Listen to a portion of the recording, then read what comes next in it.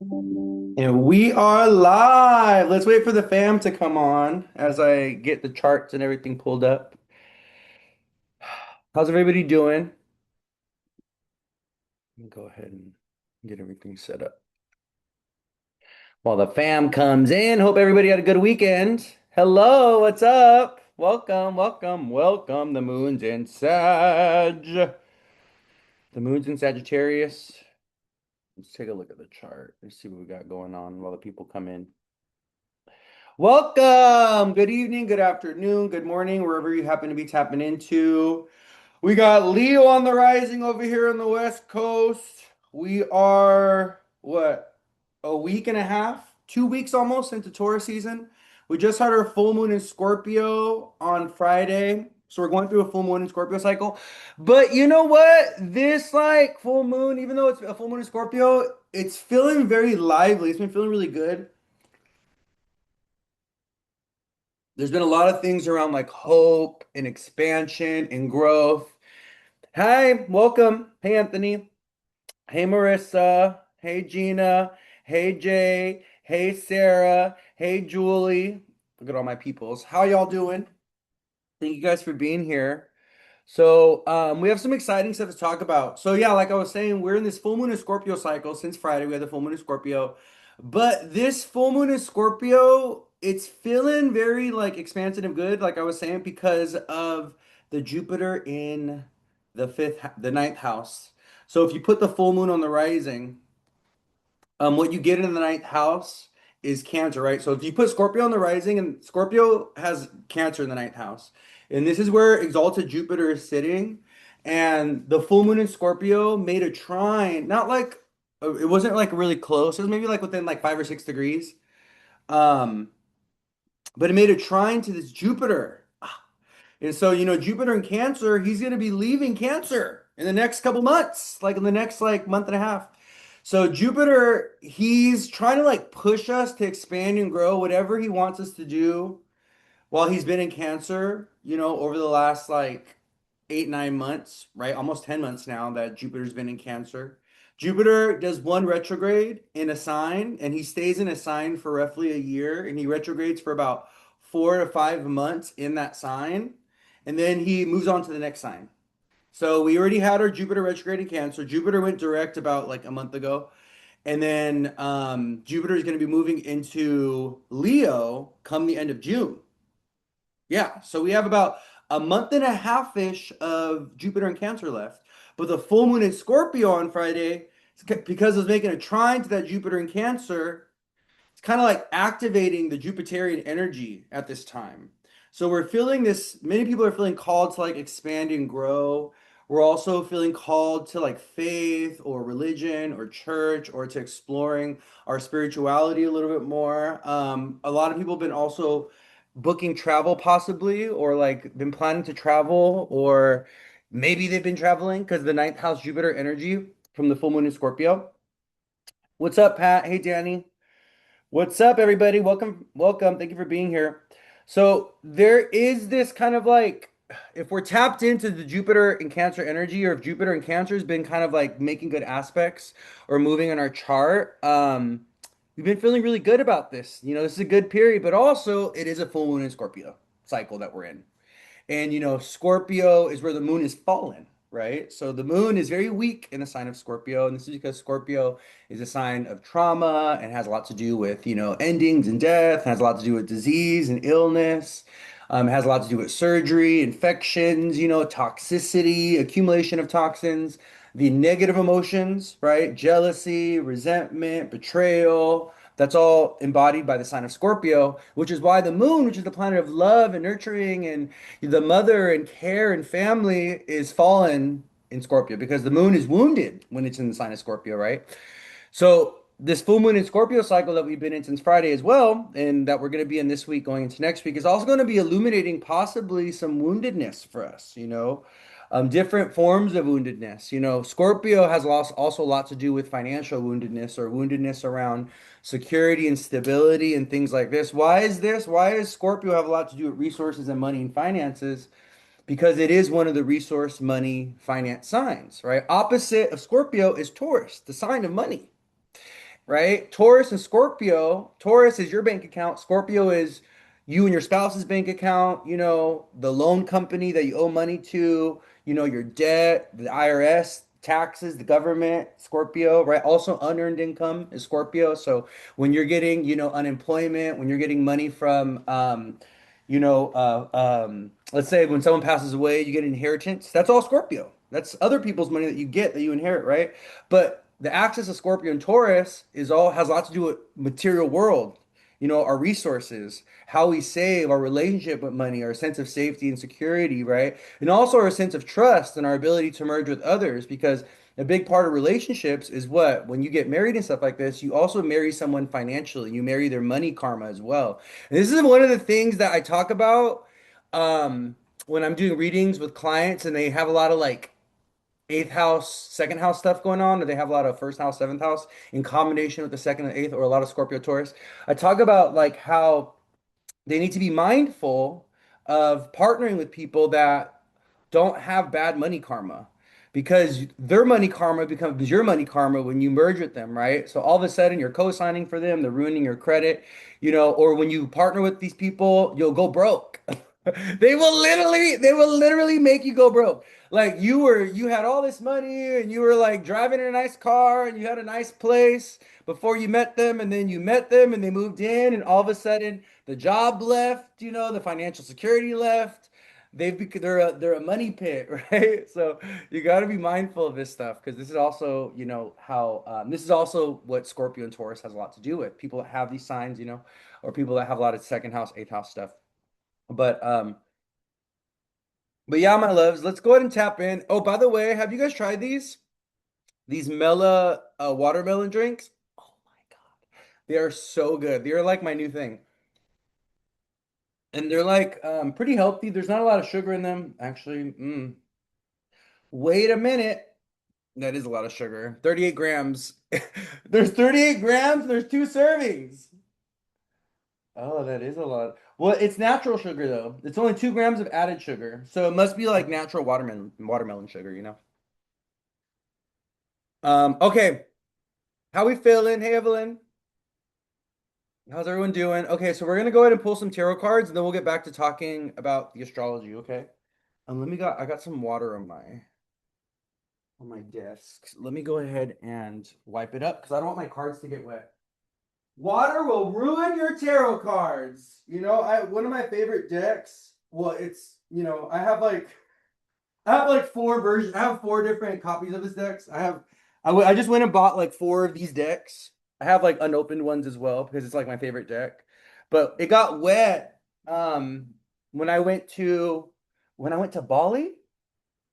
I think it was when I went to Bali. That tarot deck got wet, and I think it was like some moisture got released in my backpack or something, and it ruined that deck. And it made me so sad. Oh, because I'd grown a relationship with that deck and I couldn't use it anymore. But it was, things happen, and Spirit will tell you, okay, it's time for a new deck, for one reason or another. So there's times where I've also forgotten cards at like, or somehow, some way I forgot a card at like a hotel.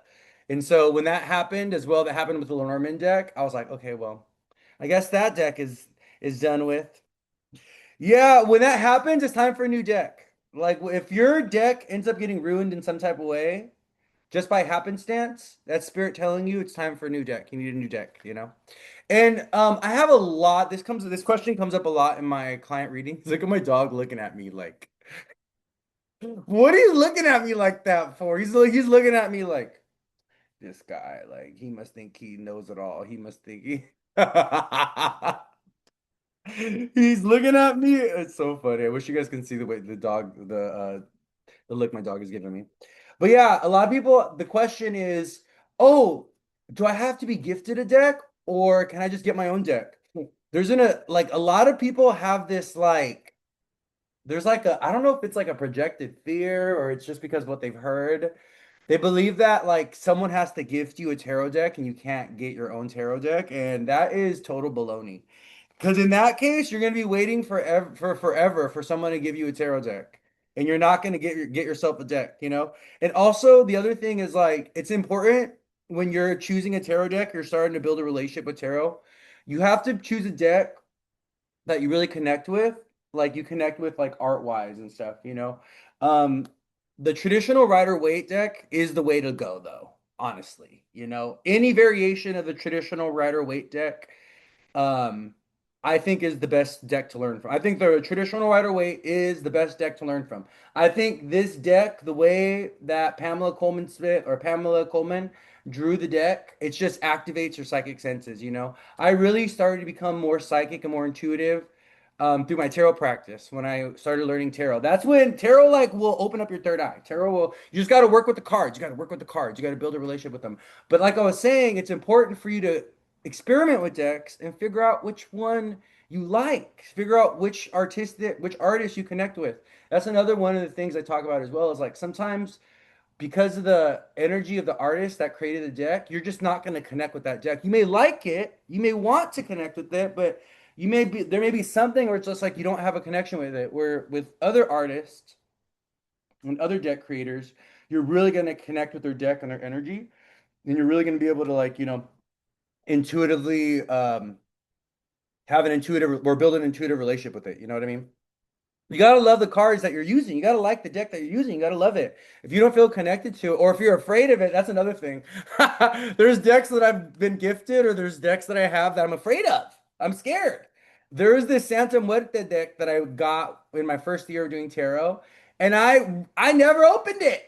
I looked at it, and Spirit was like, "Nope, that's not the deck for you." And so I gifted it away. Right, I only had it for like a week. It came and it left because I was scared of that deck. When I looked at it, I was like, "Oh my God, this is I can't." You can't use a deck that you're afraid of. There's another one. There's another one. There's another deck that's I wish I had it here. It's a scary deck, and I won't use it. I'm afraid of it. You know. It's a Lenormand deck.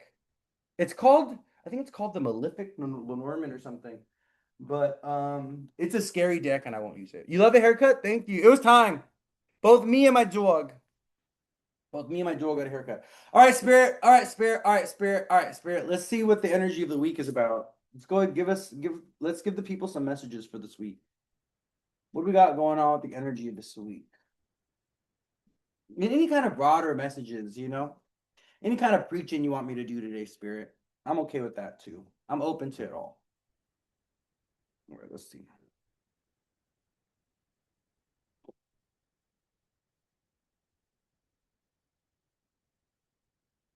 Let's see what we got going on here. Oh, we got the Three of Pentacles in reverse, King of Pentacles, you know, Taurus season. We're talking about money. Okay, King of Pentacles in reverse, Three of Pentacles in reverse, Two of Swords, Nine of Cups, Knight of Swords, and the Magician card in reverse. Okay, the combination of these two cards is giving me mental clutter and confusion and needing to kind of make decisions this week. Maybe there's important decisions that we have to make this week, but we can't trust other people's judgment or information. We have to like really go with our heart. We have to go with our gut instinct. We have to go with our intuition. Spirit is saying we have to stop overthinking our decision-making process. And maybe there's external information that we're receiving that's confusing us. So maybe this is like negative feedback from a partner or from, you know, family members or friends, or maybe you're just like anxious and scared, you know, maybe it's anxiety, fear, paranoia, you know. Yeah, it's different things for different people, but Spirit is saying we gotta like, you know, Knight of Swords in reverse. There's no point of like arguing with other people about it, you know. There's no point of uh, you know, just like getting yourself into a deeper mental hole or getting or like arguing or frustrating or even maybe like okay, maybe needing to prove a point. Like, oh, I gotta prove this point, you know, and I gotta blah blah blah blah, and I gotta be right, and I gotta be correct, and blah blah blah. Like, you don't actually, you know, you can like let this go. Like Knight of Swords, Two of Swords, Knight of Swords in reverse. This is kind of giving me like rapid thoughts, anxious thoughts. And Spirit is saying this week we need to ground our thoughts, we need to ground our mind, we need to touch grass, we need to get some fresh air, we need to go out and get some sun, we need to like tap back into the body. Taurus season is physical. Taurus season is the body, our five senses, our sense of smell, our sense of touch, our sense of taste, right? Taurus season is about pleasure. It's about receiving pleasure. It's also about sex because what we the birds and the bees. Okay, what's opposite the sign of Taurus? The sign of Scorpio. The sign sex. Okay, full moon in Scorpio we just had, right? Desire, pleasure, Mars energy, right? It takes sex to create new life. It takes desire, passion to create things, right? And so many of us we're very disconnected from our sensuality. We're disconnected from our pleasure centers, or we're overindulgent with these things as well, and that's also a trauma. That's also a wounded relationship with it, right? So what Spirit is saying is kind of like instead of being in all this mental, cerebral, you know, the magician card. This is a very Mercury card, by the way. You know, this is a very mercurial card. The magician card is connected to planet Mercury, because Mercury is the planet of manifestation, right? How is Mercury the planet of manifestation? Because Mercury rules is connected to the mind, our words, and our hands, and we use our mind, our words, and our hands to manifest things and to manifest things to this material reality, right? What you do with your hands, what you're building, what you're typing, what you're constructing, what you're writing, what you're strumming, whatever you do with your hands, what you're healing with, right? You are manifesting into this material reality. Whatever you're speaking, you're manifesting material. Whatever you're thinking, you're manifesting. So this is why the magician card, which is the card of manifestation, is connected to Mercury, right? But what happens when like the mind is all confused and all like second guessing itself and all pessimistic and doubtful and negative?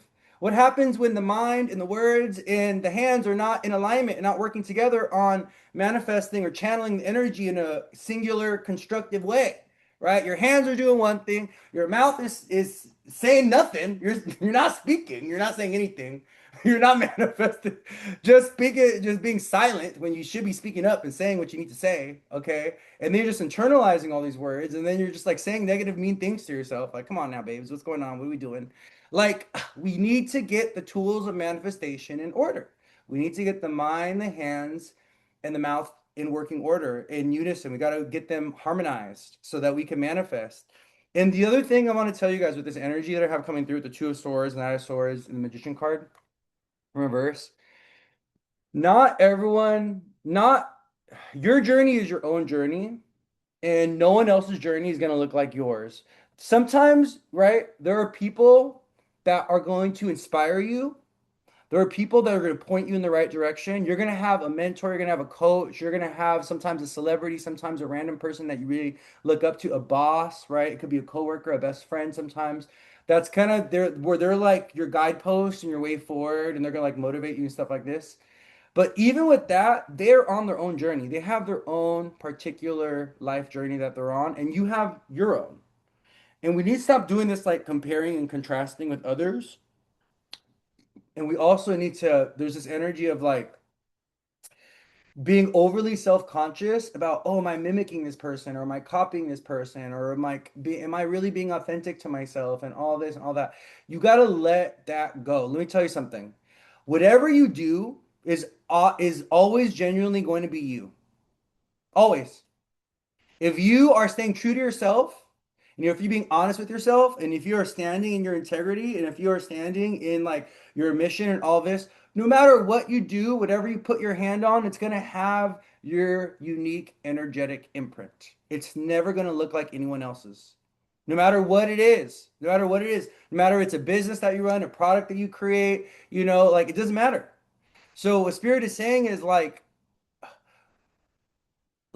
focus on your journey and stop being concerned with what other people are doing or what other people are thinking, what other people are saying, or other people's journey, because that is distracting some of you. That's causing confusion, that's causing self-doubt, and you're comparing yourself with people that are on a very different journey. You know what I mean? Also, some people just, they figure it out quicker. You know what I mean? Some people have a very big mission, and this is one of the things that came through when I was doing a reading for a client. A message that came through is that her partner belonged to the world. Like her partner's mission was so big that she was only going to be able to have her partner in part. And some people are given a big global mission, a big task, or they feel this big calling, where other people don't. Other people feel called to living a very modest life, a very simple, easy life. You know, they're more concerned with earthly things, or they're more concerned with personal things, or they're here to work through interpersonal, individual things. You know, sometimes it's family karmic things, right? So it's important that we really, sun card in reverse coming out in the bottom of the deck, we really like get to know ourselves so that we can confidently stand in our own purpose. And so it can also unravel itself, right? So it can also kind of like manifest itself naturally. That's another thing. It's super important. Like when it comes to manifestation, it's like we just let things manifest naturally. We don't manifest from a place of control. We don't manifest from a place of fear.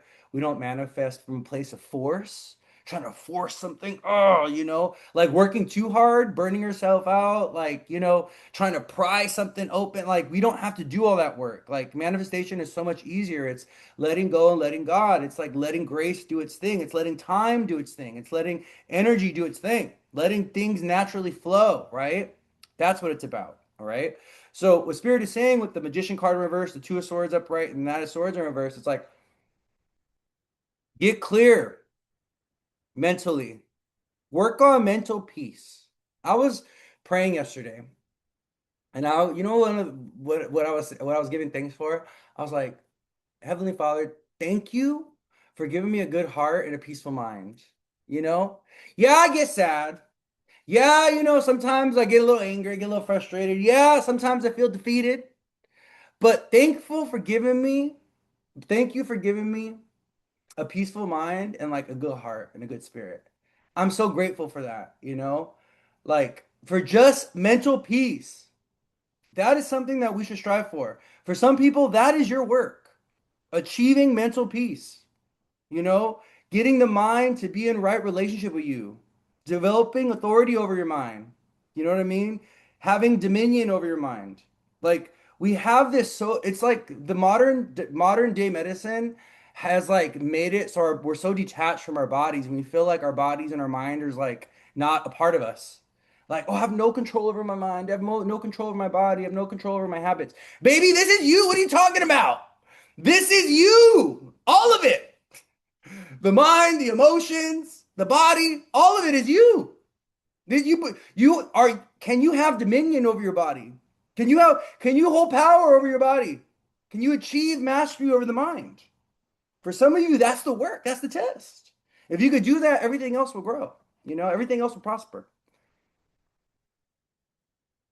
You know what I mean? Like, don't let society of today tell you that you don't have no control over what's going on up here.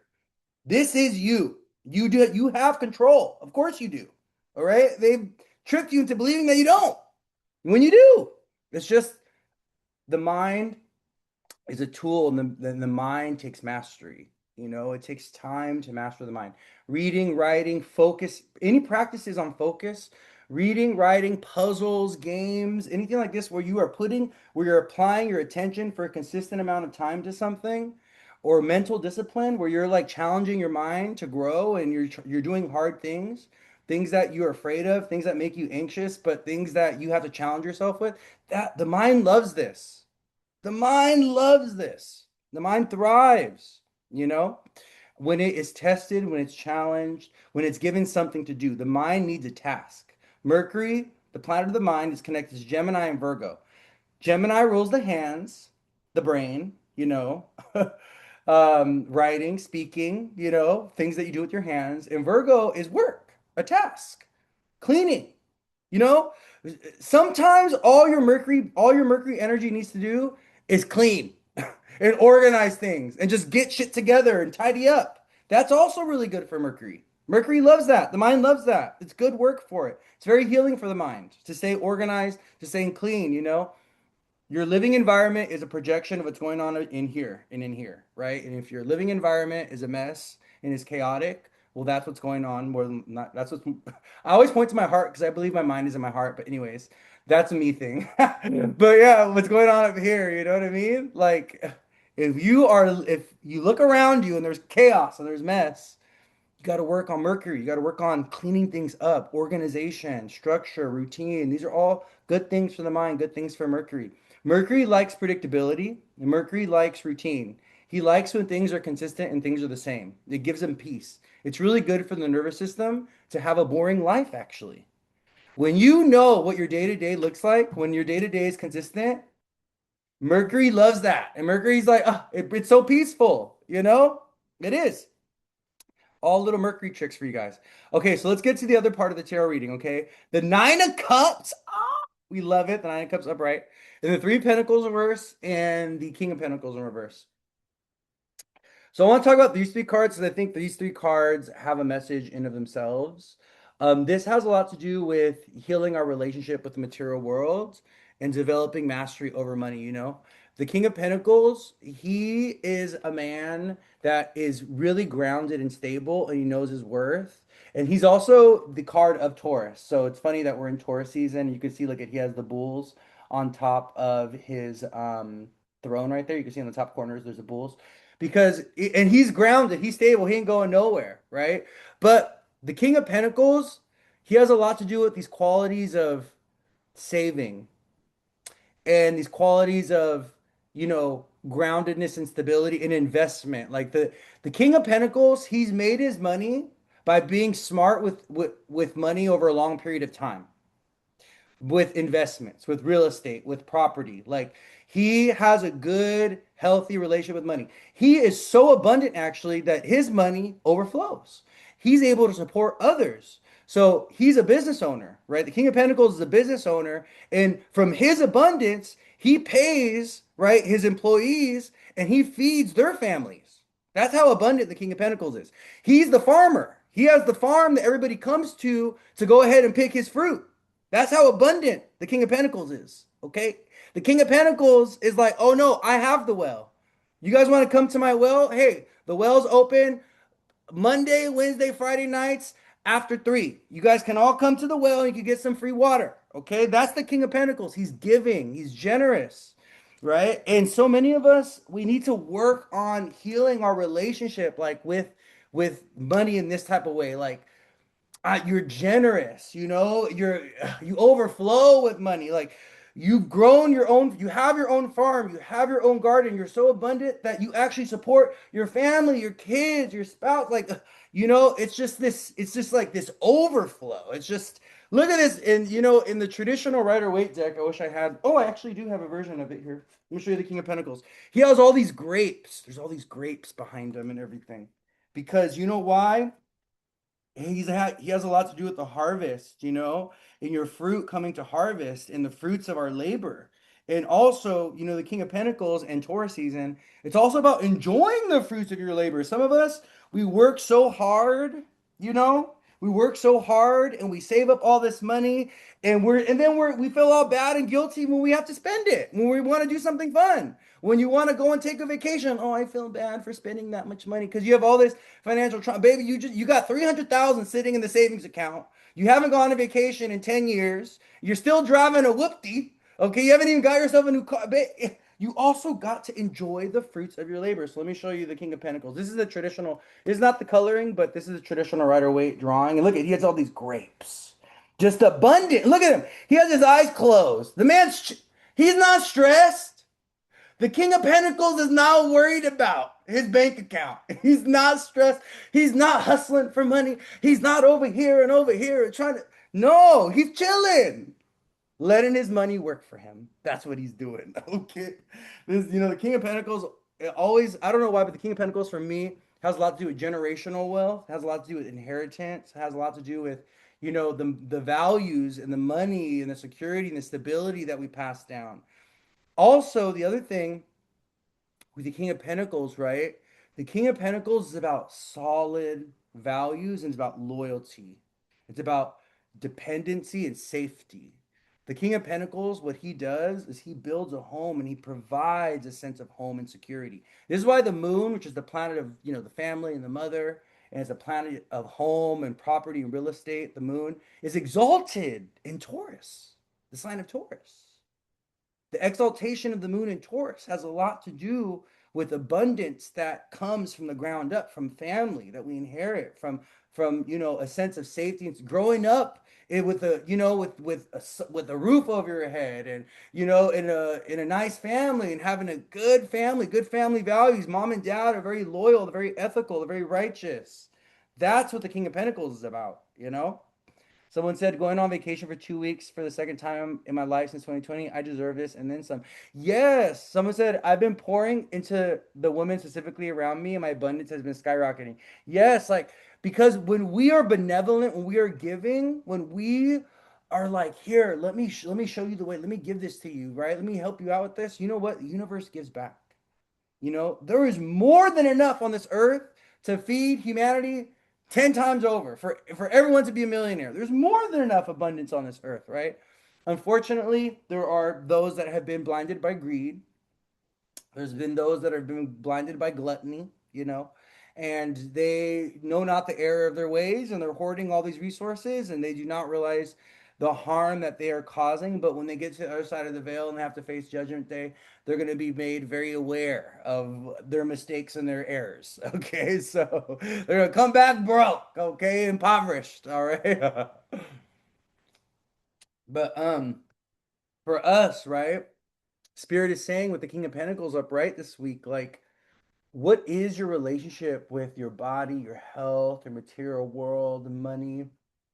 How can you work on an abundant spirit, an abundant mentality? How can you work on not stressing or being anxious about money in material world, right? About financial security. Like, how can you just let God give? The universe provides. You will always be taken care of and supported, right?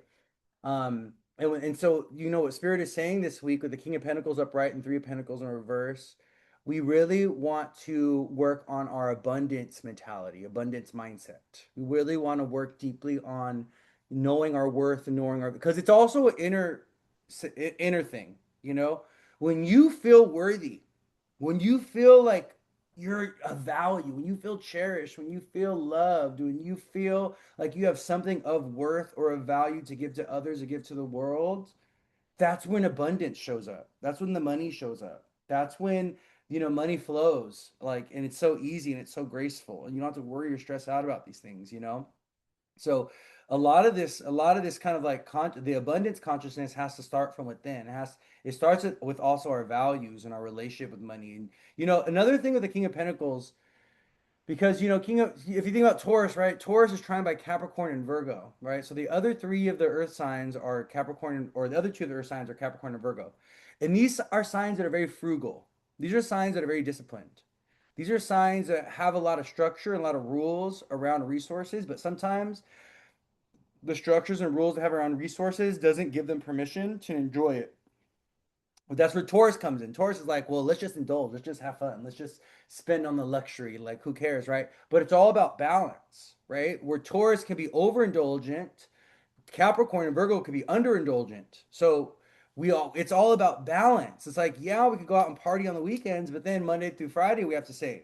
Oh, if I'm gonna go ahead and have fun and go on this vacation for whatever, whatever, well, let me go ahead and save up for that vacation 3 months prior and do it the proper way. Instead of putting it on a credit card and putting myself into debt and putting myself under so much financial stress because I want to go on this thing, I have this desire, I have this experience that's pleasurable that I want to have, right? But also I need to save up for that, or I need to like plan for that, Virgo, Capricorn, in order for me to have a peaceful trip experience to where I'm not putting it on a credit card, but actually saved up for it and bought the tickets. And so I know that going into the trip experience, that the money was already there.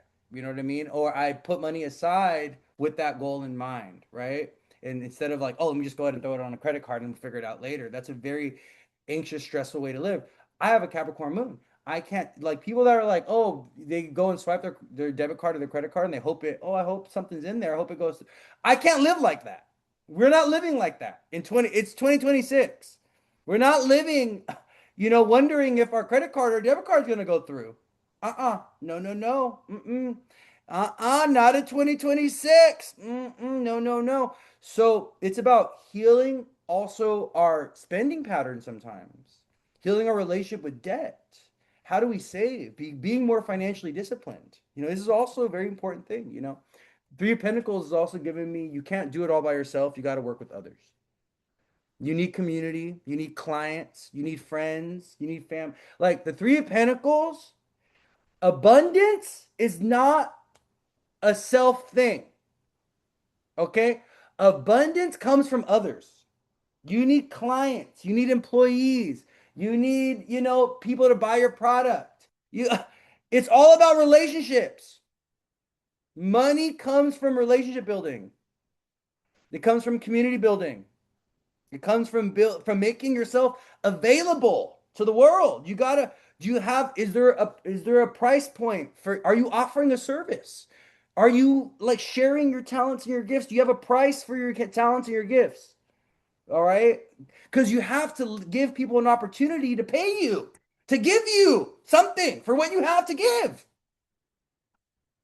How do you expect to receive if you're not giving an opportunity for people to give? You see what I'm saying? It's important. This is all important because so many of us were like, oh, I feel broke or I have no money or I'm struggling with money or like, oh, baby, start selling that ass for $20 a piece. No, that went left real quick. Get those feet pictures on the OnlyFans. No. What are you doing? You got the prettiest toes. Okay? People are looking at those ankles. Oh my God, those ankles are just doing something for me.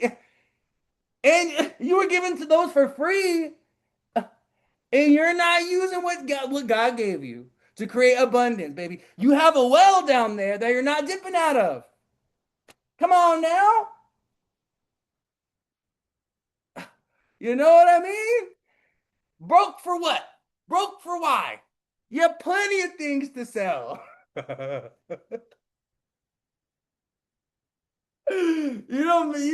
like Louis the comedian's got to come out every now and that was my little Dave Chappelle moment.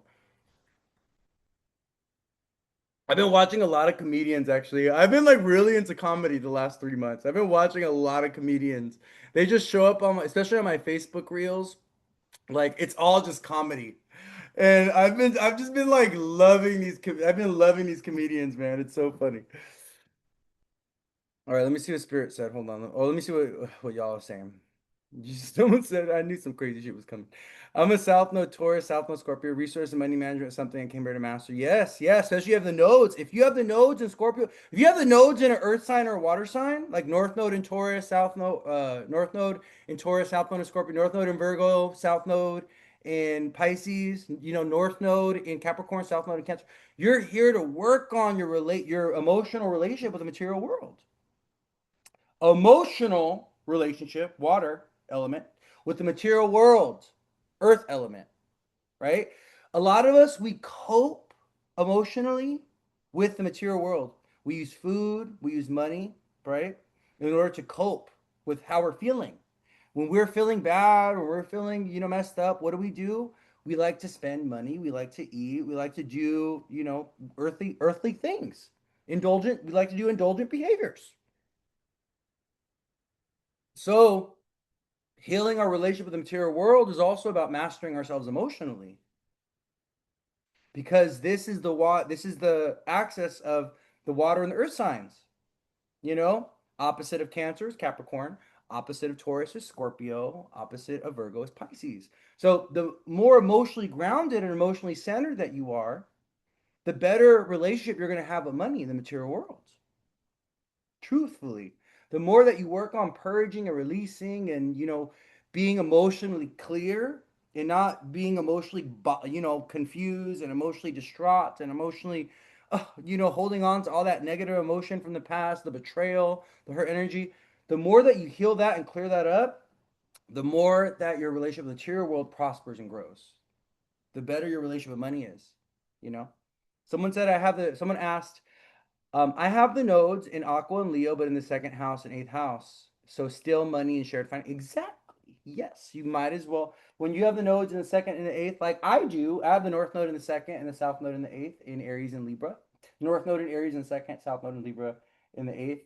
Um, you, it's just like having the nodes in Scorpio and Taurus. It's the same thing. It's about resources and money. But it's being filtered through the signs right, that are also influencing it, right? So let me explain, right? I have the North Node in Aries in the second, and I have the South Node in Libra in the eighth. So for me, that, yeah, it's about money, but mostly because it's Aries and Libra, it shows up in my relationship life. That nodal axis for me has a lot to do with my relationship, especially my South Node in Libra with Mars in the eighth. Like I just have the worst experience with men. I've had the worst relationships.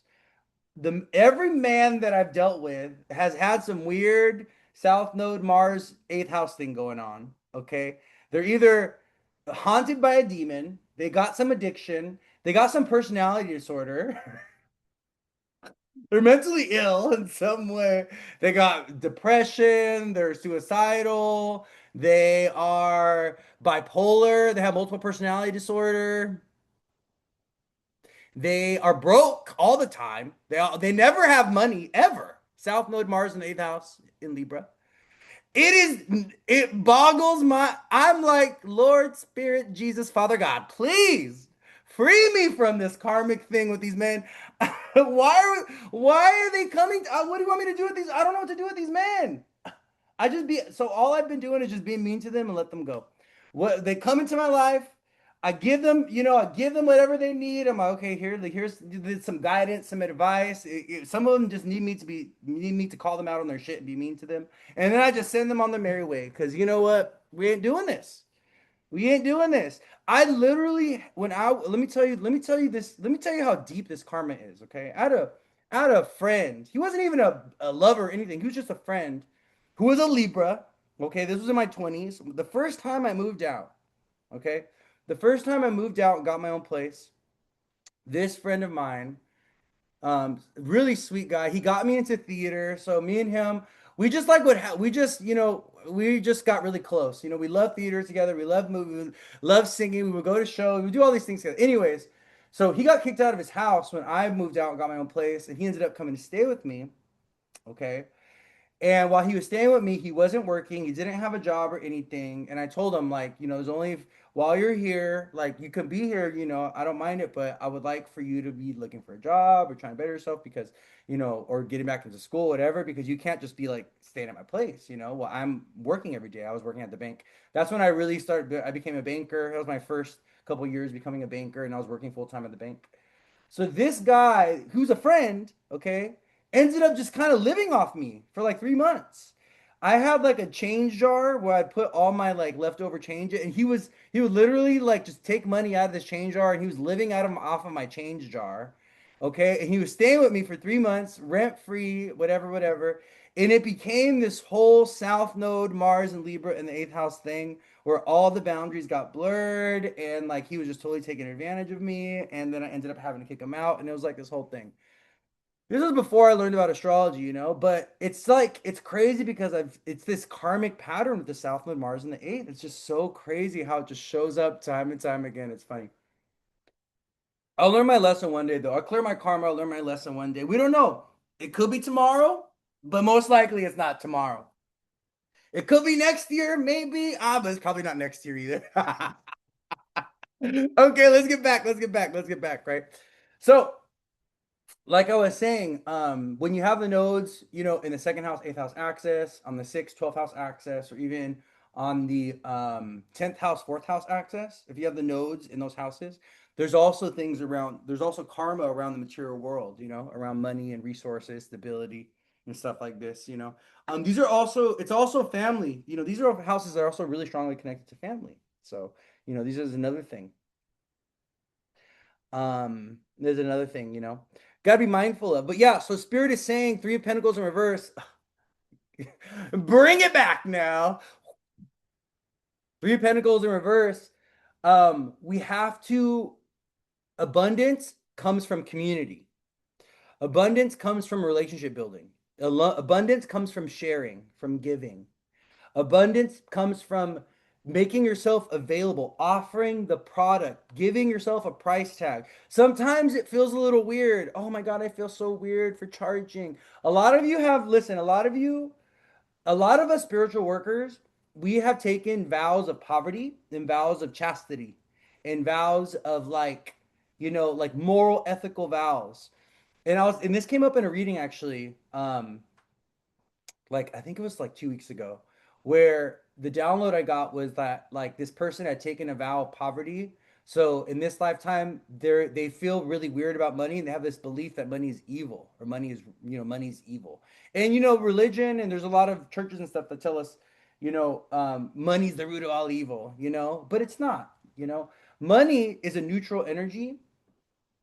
Money holds energy. Money is about energetic transference. It's about energetic transference of resources. But money in of itself is neutral. Everything in the world is neutral mostly. Okay? Everything in the world is neutral. It's our intention, it's what we do with it, it's how we make it, how we create it that makes it a negative or positive thing. Okay? So for many spirit those that want to make money, especially like in spiritual means, or even people that have an issue with money in this lifetime where they feel weird or guilty or ashamed of it, or they have this like complex with money, it has a lot to do with poverty complex in past lives, or possible vows of poverty that were taken for like religious or spiritual, meaning and stuff like this, right? Um, and there's also like there's something that is beautiful, morally pure about revoking money, though. Like, or there's you're right, because a big part of the material world is about detaching ourselves. A big part of this our spiritual development is about detaching ourselves from material world. So yes, it's important to like, you know, not let money hold mastery over you, to not give too much power or focus to money, but you also have to command power and authority over money. And it's a beautiful thing to make money or to create money in a way that is joyful and that is passionate and that brings like love and that brings like healing and that brings like goodness into the lives of others. Like, would if you are on like if you're doing any kind of work where you're bringing goodness into the world, you're bringing creativity, you're bringing love, you're bringing healing, you're bringing something of worth, something of value, something that's really helping and healing people, that's really like, showing people something that's really like, that's exactly what you're supposed to do. That's why you were given the gifts and the talents. That's why you were given the wisdom. That's why you're given, the healing abilities. That's why you're given those leadership abilities, right? Some of us, we have gifts of leadership. Some of us, we have gifts of, coaching and making people feel good. We have gifts of, mechanical gifts. Tech. Maybe you're an architect or an engineer. Maybe you're good at arguing. Being a lawyer, right? Is like that's your thing. Okay, you go do that, right? But it's like we're meant to use these gifts. We've been given these gifts to be able to sustain ourselves in this world, to be able to navigate this world and to be able to live a life that is maybe not super, not crazy extravagant, where it's like you're rolling around in billions of dollars, but you're living a good life. You're living a good, stable, material life, right? Like we're meant to have that. And we've been given the tools that we need to be able to live an abundant life. But we gotta have faith. We gotta believe. We gotta build community. We gotta put ourselves on sale sometimes. That may sound a little weird, but you have something to offer, and you have to give people the opportunity to pay you, to give to you. People want to give you things. I know that if I were to endorse something, like anything that I endorse, if I like endorse somebody, if I endorse a product, or let's say there's someone that I really like and I give them an endorsement, I already know that my people are going to be like on that. Like if I decide to start selling crystals tomorrow, I already know that my people will be lined up. Give me a motherfucking crystal. I want a crystal. Because why? They want to give to me. People want to give to me. They want my energy. They want whatever I'm doing. They want whatever you're doing. This is the mindset that you guys got to have. Listen, I have a Capricorn moon and I'm a Scorpio stellium. At the end of the day, even though I'm very spiritual, I'm a ninth house stellium, I'm a Pisces rising, right? I'm a Neptune guy. At the end of the day, I'm also a businessman, you know?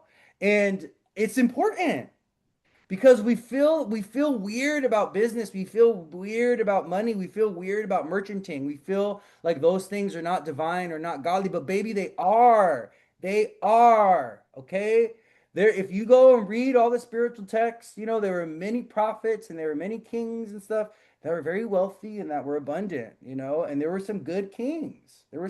King David was a good king. King Solomon was a good king, and their abundance overflowed and they gave to their people from a place of abundance, So, it's also divine to be abundant. It's divine to be healthy. When people's skin is glowing and they're all looking good and they're feeling good and their money, like this, that's also divinity. That's also beautiful. That's also godly. God wants that, spirit wants that for us as well. Okay? You're not meant to live a broke life. Okay? Some of you, yeah, there's a karmic thing that you're figuring out and you're learning, whatever, whatever. But baby, we live in a timeline where abundance is possible, right? 100,000%. When I was the brokest, I still had people envious of my life. People will find anything to be envious about. Jupiter, Neptune, and Capricorn the 12th. I'm about spirituality, but I'm also about my money. Yeah, those of us with I have Neptune and Capricorn. We're like business people. Neptune and Capricorn gives you some, is like the spiritual, not is like the spiritual business person. I have Neptune and Capricorn sextiling my sun and Mercury in Scorpio within a degree. I have Neptune at 5, I have the sun at 4, and I have Mercury at 3 Scorpio. And so I have Neptune sextiling my stuff. And I'm definitely Neptune and Capricorn. I feel like an old soul. When I was like 4 or 5, no, 8 or 9. Because I mean, who's conscious at 4 or 5? Maybe some people are, but like 8 or 9, I used to be on the playground and I would climb to the top of like the cage or whatever, the big old the dome, like that kids would like climb on, and I would just be looking out over the kids, like thinking about my life at 8 or 9 years old, just thinking about life and the purpose of life and like just deeply pondering things. Like, and all the kids are just like playing and stuff. And I'm over here like, why do I feel like apart from this? Like, why can't I just be a child? I don't think I ever felt just like the innocence of being a child. I've always felt like an old soul. Even when I was little, I always felt like an old man, on the inside. It's the Capricorn moon, the Neptune and Capricorn touching the Scorpio stuff. I always felt like an old man. Anyways, okay. So the last card that we're going to talk about before we get into astrology. So we just talked about Three of Pentacles in reverse. So this is about like needing to build community to be abundant. Okay, this is about needing to come up with your products, needing to come up with a website. Like the Three of Pentacles is about the needing to exert effort and put in work, or needing to like work with others, or needing to like construct the thing, like get the business plan together, file the LLC. Maybe you need to like invest in the resources for the business, like invest in the website, like maybe you need something like open up the bank account, for the business, something like that. That's what the Three Pentacles is about. That's what Three Pentacles is saying this week for people. Okay. The last card I wanted to talk about, which I swear was here. Did it go on the floor? Oh, here it is. The Nine of Cups. So this is the wishing card, and this is the card of dream fulfillment, of manifestation. This is also a card of like luck. So this is a card of like, winning the lotto, stuff like this. The Nine of Cups came out in reverse, or it came out upright. And the Nine of Cups is saying that we need to like have faith.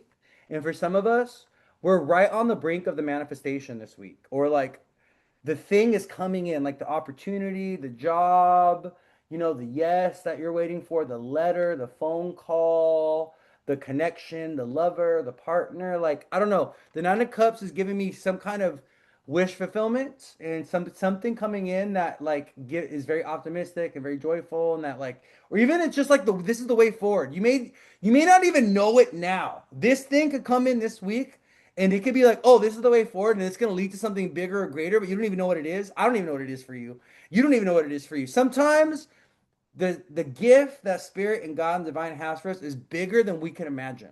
And I think that's what the Nine of Cups is about. It's about, sometimes the dream and the vision is bigger than what we can even conceive for ourselves from our very limited human perspective, you know?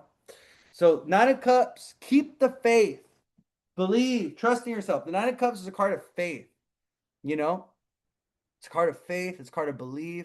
It's a card of like, conviction, conviction, devotion. Oh, these words. Oh, these words. Conviction. Oof, that's a good one. Devotion. Oof. Faith. Ooh. Okay? Like these are powerful words. And we need to embody these energies. You need to embody that energy, the Nine of Cups, because that's where manifestation comes through. You know what else the Nine of Cups is about? You know the word that just came to me? This goes in that deck. Miracles. Miracles. Miracles. Miracles. Miracles. That's the Nine of Cups. And if you want to make your life available to miracles, if you want to experience a miracle, you got to have faith. The stronger your faith, the more likely you're going to experience a miracle in your life, you know? And miracles are not we think of miracles as like these big epic things, but sometimes a miracle is a person. Miracles work through people a lot of times, you know? And so we just got to make ourselves available to the magic. Protect your family's dreams.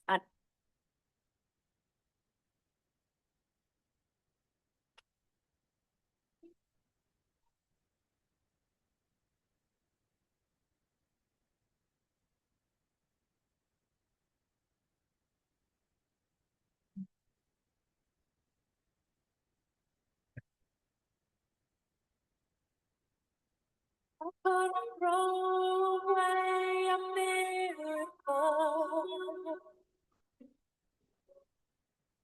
How could I face another day?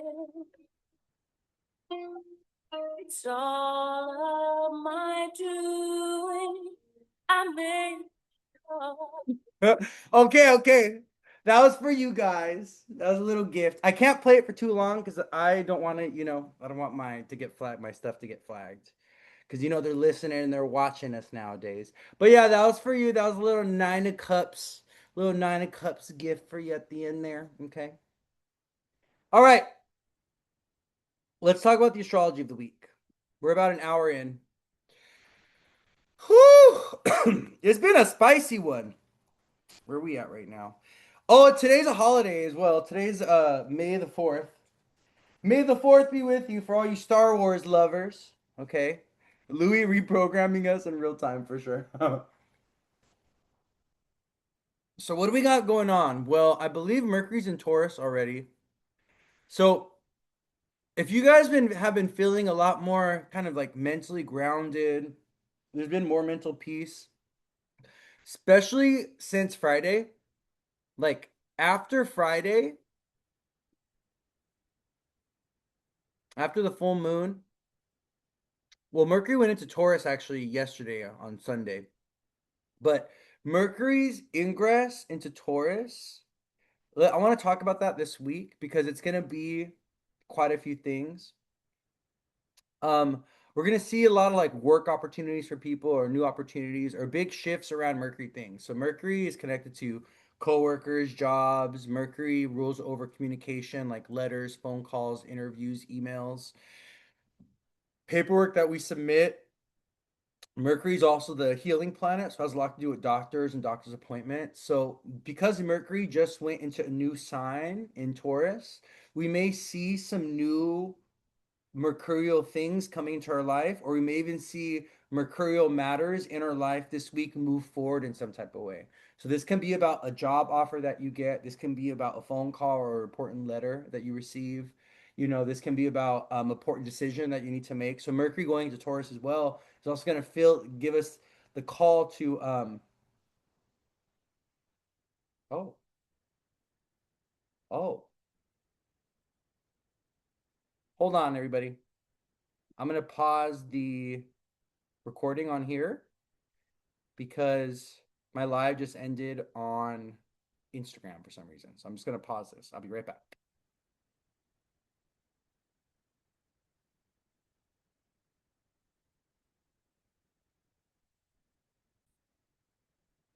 Okay, the recording is going again. We're just gonna go ahead and wait for people to come back. They Instagram must have heard me listening to Whitney because they just ended my life. What is on the rising right now? Because that was a very abrupt ending. Like they did not even warn me. Hi, welcome back. So this will be part two. We're gonna it's actually they ended my live at like a good moment because I was just transitioning into doing the astrology for the week. So it's fine, you know? It was a good place for them to end the live. But yeah, they ended it.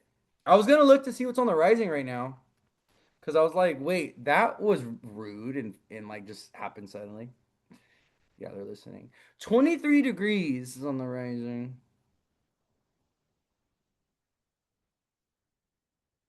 What is that? That's a Aquarius degree. Oh yeah, that's an Aquarius degree. Oh, they're definitely listening. Yeah, they're definitely listening. They're listening. They're listening.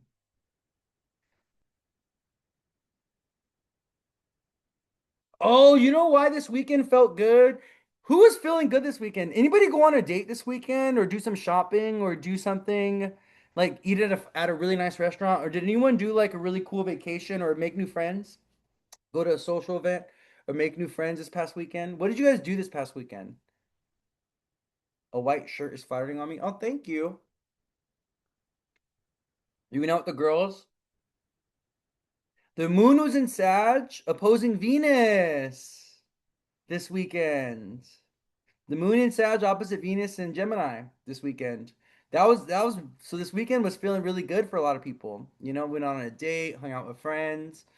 New lover? You met a new lover? Yeah, moon opposite Venus this weekend. Well, might that it might just be a lover, okay?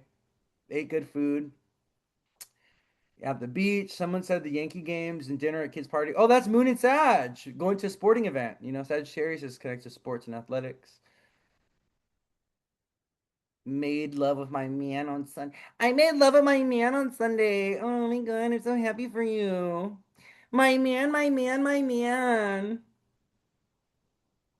Gang hangs 4 days in a row. You were in bed rotting. I could smell you from over here.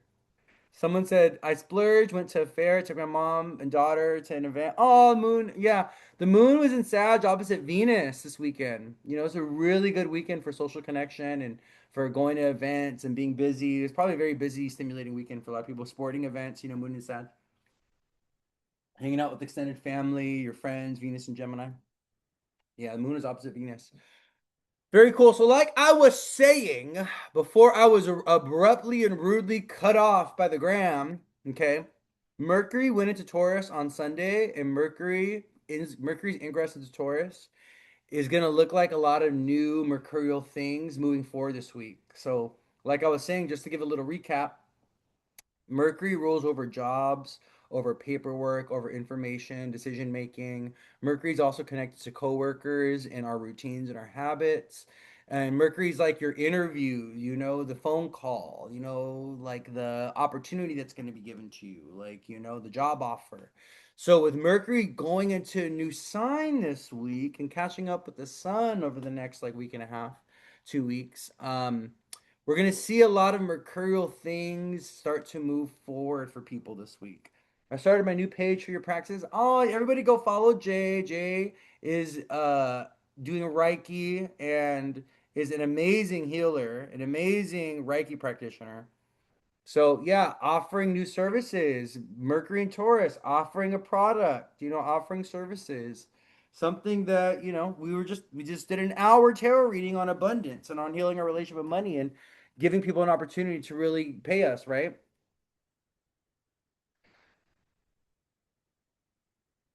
I was out and about this weekend. I was on a date, Sag Moon, and ran into a fling lover, Gemini Sun. I made it more awkward than it was. Awkwardness is a Gemini thing. I think awkwardness, ironically, is like a Libra thing, Especially Gemini and Aquarius. I think Gemini and Aquarius, I think they're just like kind of goofy, awkward signs, Like it's like the social grace, the social grace. There's something that's not there. I'm just kidding. I'm just kidding. I'm just kidding. No, but yeah, yeah. It's a very beautiful thing, you know. The Venus and Gemini opposite Moon and Sag this past weekend was a very nice transit, very warm, affectionate transit, very fun transit this past weekend. I took my dog out on a walk. What did I do this weekend? I was doing laundry. I was doing Virgo things this weekend, honestly. I was doing Virgo things. I was cleaning up. I was cleaning up, cleaning the house. Okay. I'm getting ready to move back to LA in a couple months. So um getting everything all cleaned up, throwing stuff away. Full moon in Scorpio is a good time to purge shit. We're in a full moon in Scorpio cycle. It's a good time to just throw shit away, purge things, let shit go. Throw out old stuff, throw out the trash.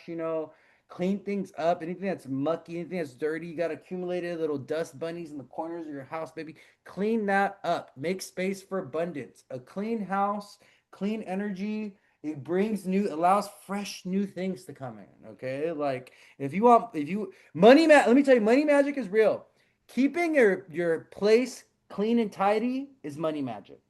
Okay, organizing your checkbook is money magic. Paying off your debts is money magic. Okay, eating healthy, eating green, staying away from sugars and sweets, that's money magic. All of it matters. It does. It really does. I'm telling you, as a spiritually woke man, I'm telling you, all this stuff matters.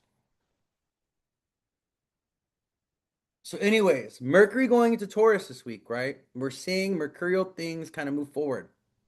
The thing we do got to keep in mind, though, is we do have a Mercury Pluto square today and tomorrow. Well, Mercury actually makes the square to Pluto tomorrow.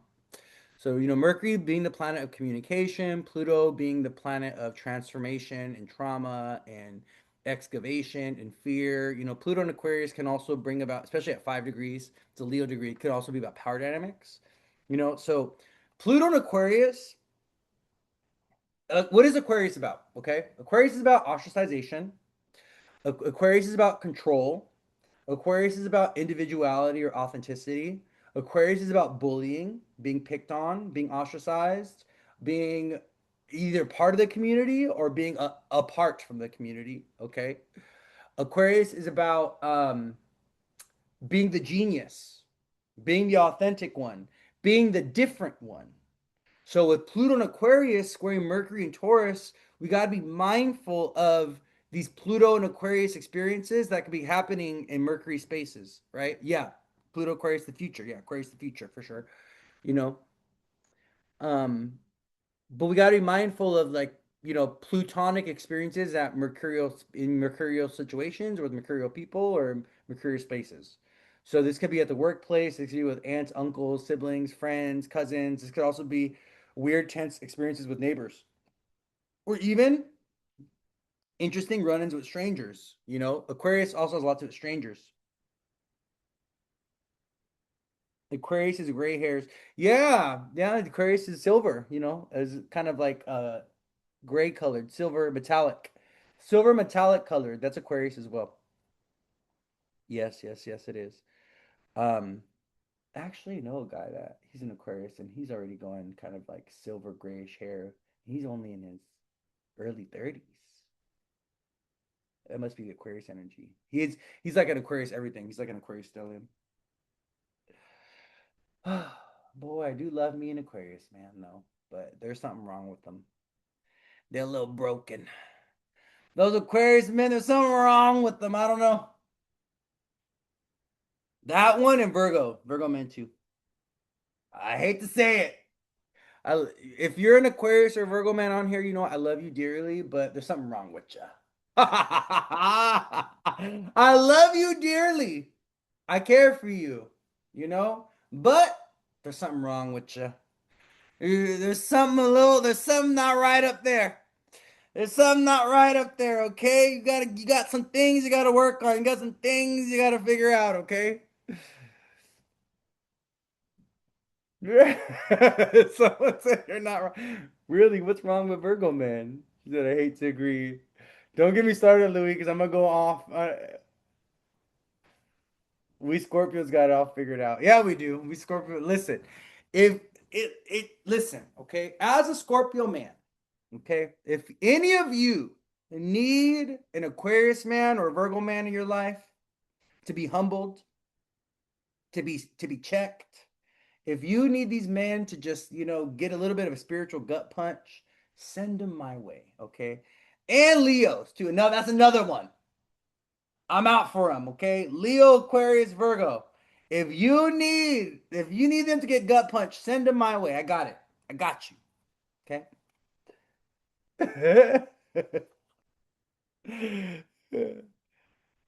The one that got away was an Aquarius, eighth house with Libra moon, the most perfect man except his mind. Yes. Oh yeah, I would not. Yeah, Libra moon, Aquarius sun. I'm good. Stay away from me. Beautiful though. I bet you that man was. Ooh. Aquarius sun, Libra moon. Oh, I bet you that man was. I bet you that was a handsome man. I bet you that was a handsome man. But that combination leads to depression. It's also very flirty. That combination, Aquarius sun, Libra moon, is like no boundaries with women. And like, are we friends or are we lovers? And like very loose boundaries with women. If a man has that Libra moon, Aquarius sun, he could have very loose boundaries with relationships with women. You know, um, he can have like best female friends that I don't know. There could be just weird stuff. So I would be a little weird with that. You know what I mean? I would just, I'd be monitoring him a little bit. I'd have to go ahead and put a Apple tag on him. He'd need a an ankle monitor. He'd need a little ankle monitor just to where you at, what are you doing, where you going? You know what I mean? Aquarius Sun, Libra Moon. You need an ankle monitor. You need to be checking in with me every 2 hours. You cannot be within five. You cannot exit a 5 mile radius from the house or from your place of work. Okay. We do. I'm sorry. I can't trust you with those placements. Aquarius Sun, Libra Moon? Uh-uh. No. And you're not allowed to work with anybody. You have to work, you have to have a job where you're working by yourself. Actually, you know what? You're working from home. Oh, we just solved the problem. Oh, you're working from home. You don't have you can work for me. Don't worry about it. I got you. You can work for me. Okay. You can do my social media. Thank you. You can work from home. You ain't going nowhere, actually. It just solves so many problems. It just solves so many problems. You know? Problem solved. All right. I don't need the ankle monitor. I don't need the air tag. We don't got to do the 5 mile radius thing anymore. You can just work for home. You can work for me. Period.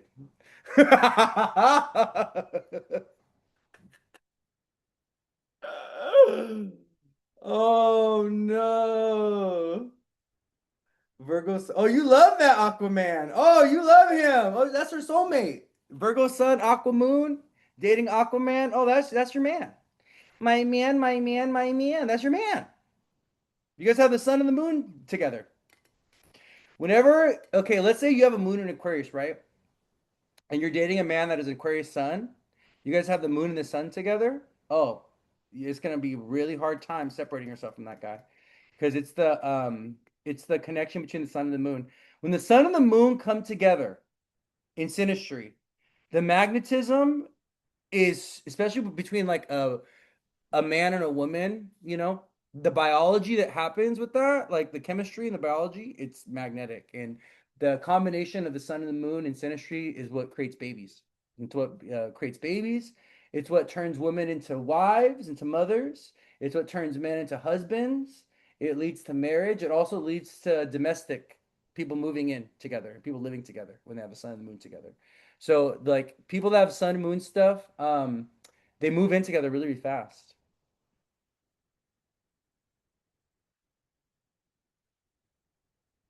You're a Pisces rising, Aquarius moon, Cancer sun. No, you're such a sweetheart, you know. But you got to work on your emotions, man. You know, Pisces rising has Aquarius moon in the 12th house. So that's a cold or distant relationship with the mother.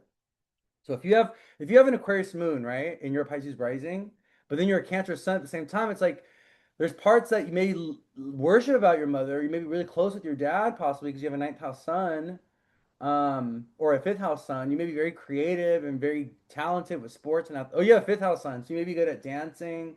You may, be very self-expressive, very talented, very creative, good at athletics, sports. You may be a good coach, a good leader, good performer. You're a fifth house sun person. You could be good at music, But when you have a 12 house moon, that's cold, distant relationship with the mother. That's depression. That's feeling really disconnected from the self, feeling like the weirdo of the family, or feeling like the black sheep from the family, or being outcasted by the family. 12th house Aquarius moon. So you have to really work on, developing a strong relationship with women, and you got to forgive your mom, and you got to let go of all the stuff with your mother, and you got to um, work on being more open and vulnerable with people. You know what I mean? Work on being more open and vulnerable with women, especially. With women, especially. You got to practice this. Maybe having female friends that you can like emotionally connect with is very important for you. You know, the fifth house sun is wonderful for Pisces rising. Cancer sun in the fifth is wonderful. That's like, you're so talented and you have very confident. You probably come off as very confident. People, you're probably very warm and very caring. You're gonna be a really good dad too. One day, you're gonna be a really good dad. You're gonna have a child that's like a celebrity, or you're gonna have a child. Your firstborn child's gonna be like a star, like a celebrity, really close with dad or really close with you. He's gonna be an athlete. Your firstborn child's gonna be like an athlete. But yeah, you got to work on that 12th house moon. The fifth house rules children, so when men have the sun in the fifth house, they tend to be fathers and they tend to really enjoy being a dad, you know? They love children. They will tend to have a really, big heart for children. They love kids. Or even when there's a lot of planets in the fifth house too, you'll see men that have a lot of planets like what's his name? I always talk about this guy because his fifth house is loaded, and he has like a million kids. Nick Cannon.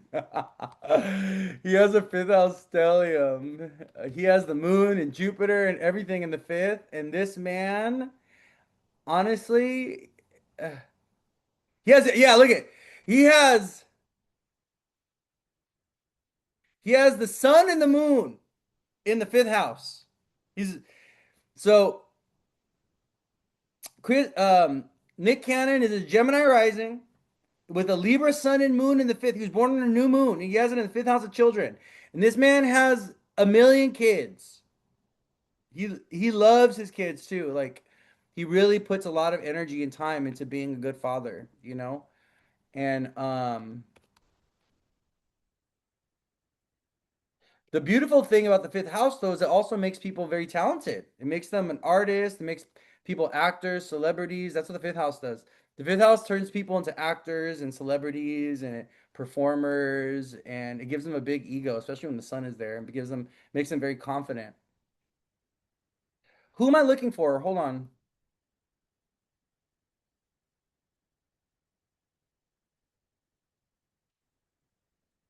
looking first. I'm looking for a birth chart. I'm typing with one hand right now. I don't know why I'm doing that, making my life harder. Oh yeah, Arnold Schwarzenegger too. Yeah, so he has Jupiter in the fifth. Yeah. So Arnold is really close with, even though he has like his hidden sun, right? The 12th house Mars ruling over his fifth house in Scorpio. He had like the sun that was out of wedlock and stuff.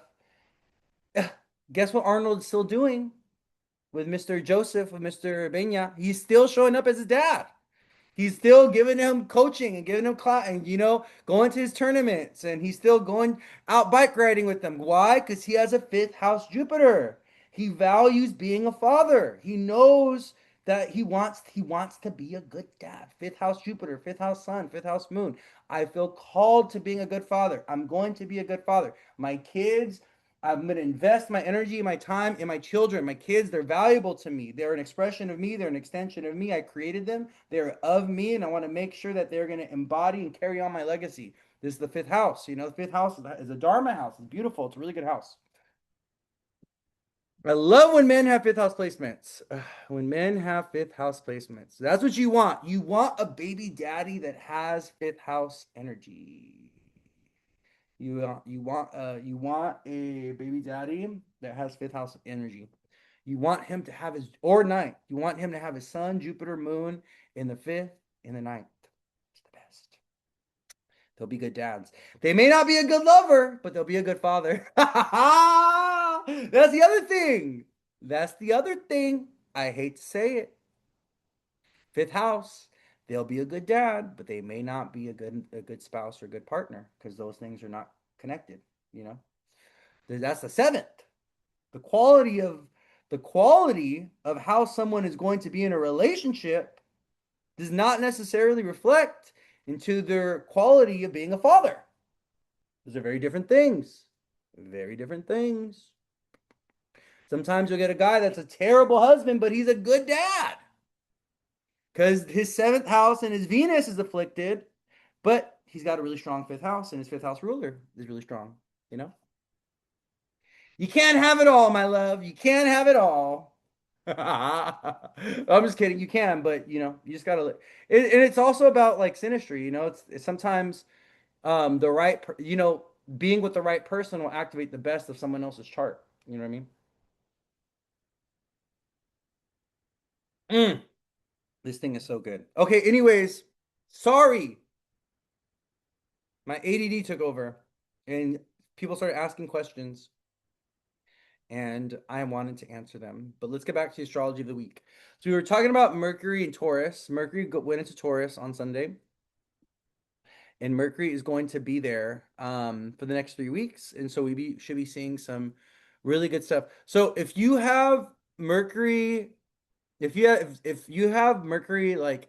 in Taurus, if you have in Taurus in houses 2, 6, or 10, let's say you have an Earth sign in 2, 6, or 10, this can this can be really good for new opportunities and financial ventures. But one of the things to keep in mind, Mercury makes things unstable. Mercury is not a stable planet. He's very sporadic and he's very up and down and he's very stressed.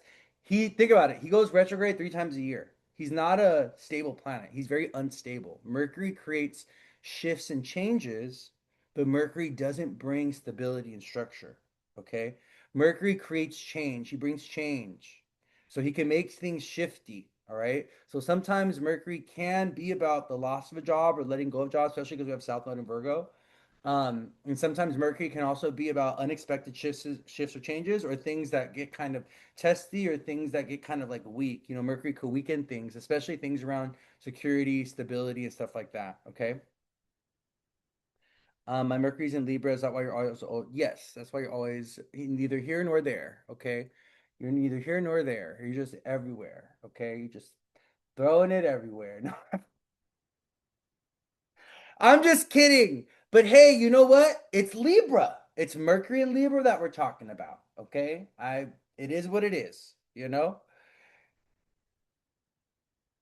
You wouldn't want to have a relationship with Mercury. But yeah, that's the thing. Exactly. You wouldn't want to have a relationship with Mercury, but cute dates. Because Mercury is like, Gemini man.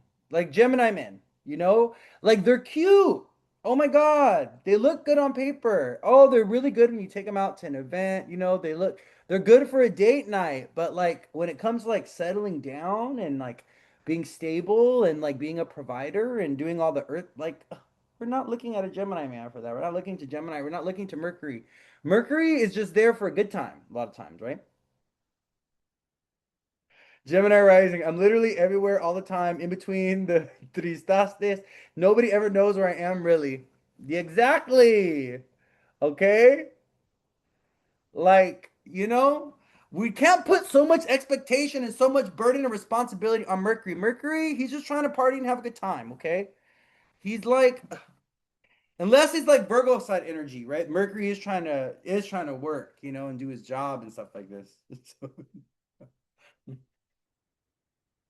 did you guys see what Billie Eilish said? There was an interview that she did where she was talking about how she believes in astrology, and I posted it on my stories a few days ago. And the reason why she believes in astrology is because of her experience with Gemini men. And she says it's funny because she's a Sag rising. Oh no, she's a Pisces rising, but she has a Sag. I think she's a Sag sun. So yeah, so it's funny because Sag women, they're always dealing with Gemini men. They can't get away from them. If you're a woman, then you have Sag energy in your chart. Also, if you have Libra Aquarius, because Gemini trines you. So if you have like Sag, Libra, or Aquarius in your chart, you love yourself some Gemini energy. You love yourself a Gemini man. You love yourself some Gemini energy. You know what I mean? You can't help it. That's your partner. That's your man right there. Okay. So you go get that car salesman of yours. You go and swipe up that Uber driver off the street. Okay. You go ahead and get you that postman. All right. You go and get yourself that front desk worker at CVS. Okay. That's your man. If that's your man, then that's your man. Okay? It is what it is. He plays soccer with his friends on the weekend. You know what I mean? He goes to the Dodger game. Like, maybe that's your man. It's okay. That's for you. There's somebody for everybody.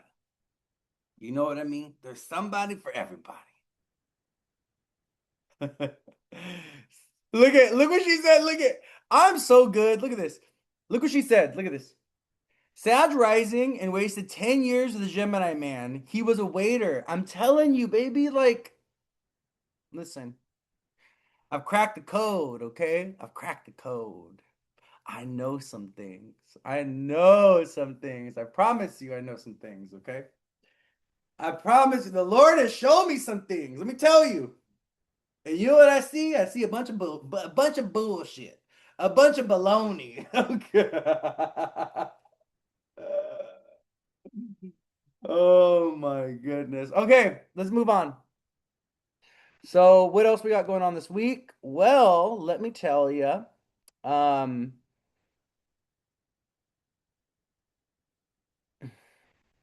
we have any other planets changing signs this week? This Mercury and Taurus. Let me take a look. Oh, so okay. I don't I don't see any other planets changing signs. So I'm gonna just talk about transits. Yeah, there's no planets other than Mercury going into Taurus on Sunday. There's no planets changing signs other than the moon, obviously. The moon, changes signs every 2.5 days. Um, but I'm gonna talk about transits, okay? So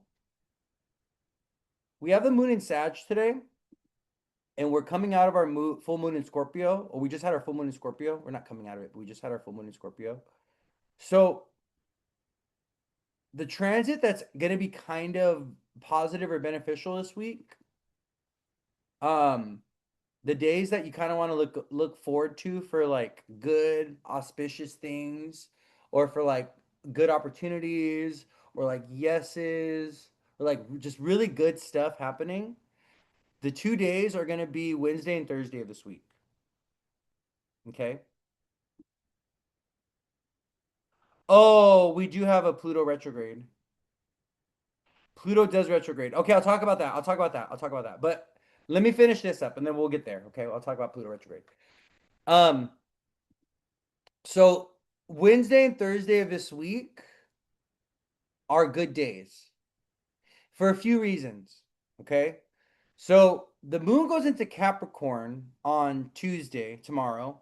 And yeah, the moon is in detriment in Capricorn. The moon in Capricorn doesn't really feel that good, but the Capricorn does make a sextile to Scorpio. So Capricorn is like a third house sextile energy from the full moon in Scorpio. So that's going to enhance the transit. Also, the sun and Mercury are in Taurus. So the sun and Mercury are going to form a trine to the moon in Capricorn on Wednesday and on Thursday. When the moon goes into Capricorn tomorrow, okay, on Tuesday, the first um, planet that the moon's going to trine is Mercury. So moon trine Mercury is real, especially moon in Capricorn trine Mercury in Taurus. This is really good for saving. This is really good for planning. This is really good for appointment setting. This is really good for meeting appointments. This is really good for bank balancing, people filing taxes, or people cleaning things up with money and finances. This is good for like business. This is also good for any kind of communication stuff. There's a lot of like damage that was done in the realms of like communication over the last like 3 weeks. Because Mercury was going through Aries, and Mercury was transiting, Neptune, Saturn, Mars, Chiron, and Aries, the really rough planets. Mercury in Aries is more about frustrating, irritating, or angry communication, right? Or just like compulsive energy, but very, very irritable, very, very irritable, very triggering. Where Mercury in Taurus is much more grounded, it's much more stable, it's more calm, it's more peaceful. It's a Venus ruled sign. So Mercury in Taurus kind of wants to work towards communication that kind of solves things and heals things and fixes things, right? And grounds things. So with Mercury and the moon trine tomorrow, we could see some really cool. The moon is being active, or the moon is activating Mercury by trine. They're activating each other. we can see some of the things that I was talking about with Mercury going to Taurus, like job opportunities, interviews, important phone calls, or even important decision making. We may feel compelled to do that, or those things to come in tomorrow when the moon is trying Mercury. Okay. But then what happens is on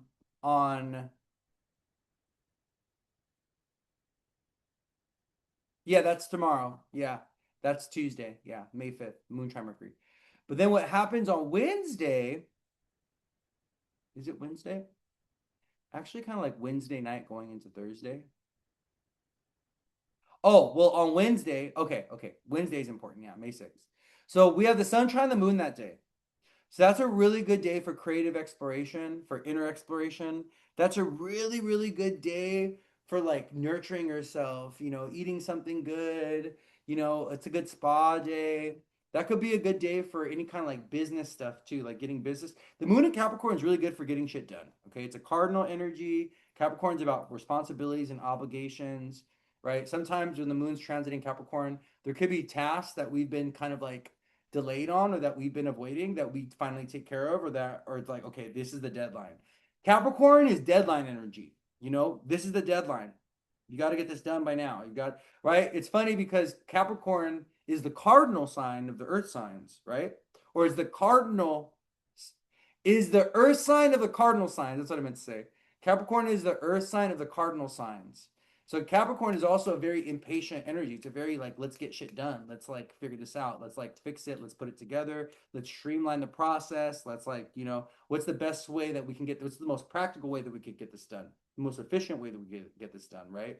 That's Capricorn. So with the moon in Capricorn, trying the sun in Taurus, we kind of want to get things done efficiently, but we also want to get things done in our own time and get things done in a way that creates kind of safety or stability or security, right? So, yeah, so moon trine the sun that day. It's kind of a very important, it's a very important day. Sun trine the moon feels good though. It's really, really good. Okay. But then what happens as the moon is moving forward, um, into Wednesday evening, going to Thursday morning on the day of Jupiter. So Thursday, the day of Jupiter, right? Thor's day. So Thor, god of thunder. Thor is connected to the planet Jupiter in Greek mythology or Roman? Yeah, Greek mythology. Yeah. That's why we get Thor's day.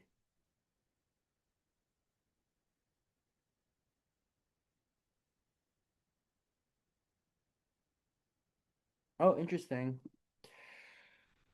The day of Jupiter, the moon in Capricorn opposes Jupiter in Cancer on Thursday. So we have a beautiful moon Jupiter opposition. This past weekend, we had moon in Sag opposite Venus, and that was a very fun weekend for a lot of people. It was a very beautiful weekend. It was a very social weekend. They were with family, with friends, going out to events, right? So then on Thursday, the moon in Capricorn is opposing Jupiter in Cancer. And Jupiter is the planet of abundance and joy. And like Jupiter is about opportunities and fresh starts and open doors. Jupiter is connected to the Nine of Cups in tarot. Remember, we did tarot earlier and I pulled out the Nine of Cups. The Nine of Cups is Jupiter in Pisces. Okay.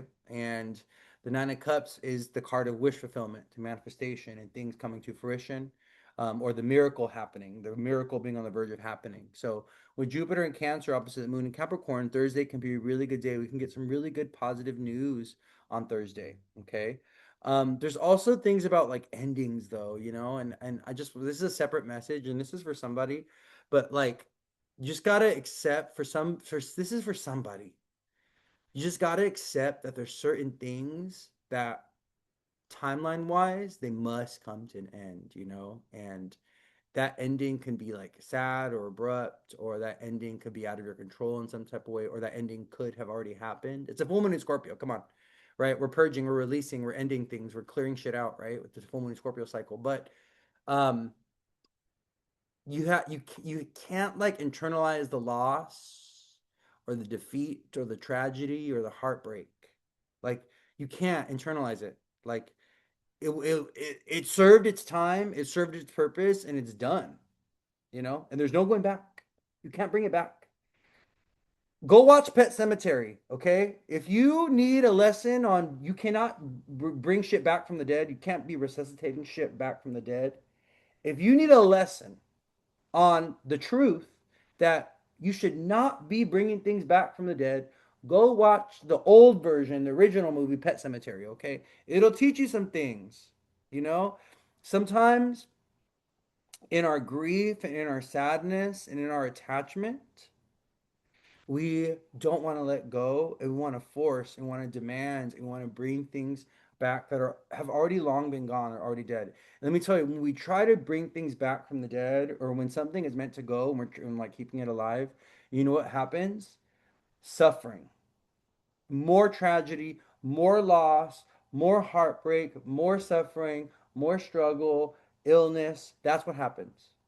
Okay? We bring the energy of death. When we should be moving towards the energy of life and creation of new things and the opening up of new doors and the paving of new roads. We are inviting the energy of decay. We're inviting the energy of oldness, of misery, of death, of endings, of heartbreak, of loss, of tragedy. We're inviting it back in. We're saying, welcome home. Come back. I miss you. My lonely friend, come, be in misery with me. Come, be in poverty with me. Come, be in tragedy with me. Come, be in depression with me. That's what we're doing. We're welcoming it back. Can't do that, you know? We got to learn how to let things go. We got to learn how to purge. We got to learn how to process. We have to learn how to release. We have to learn how to clear shit out, you know? And honor when something is dead and when something's done and when something's over.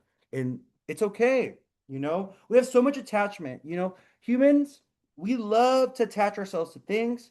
We love to attach ourselves to people. We love to attach ourselves to places. We love to attach ourselves to jobs. Love to attach ourselves to a concept of ourselves, you know, an ego, an idea of ourselves, a belief that we have. We love attaching ourselves to things.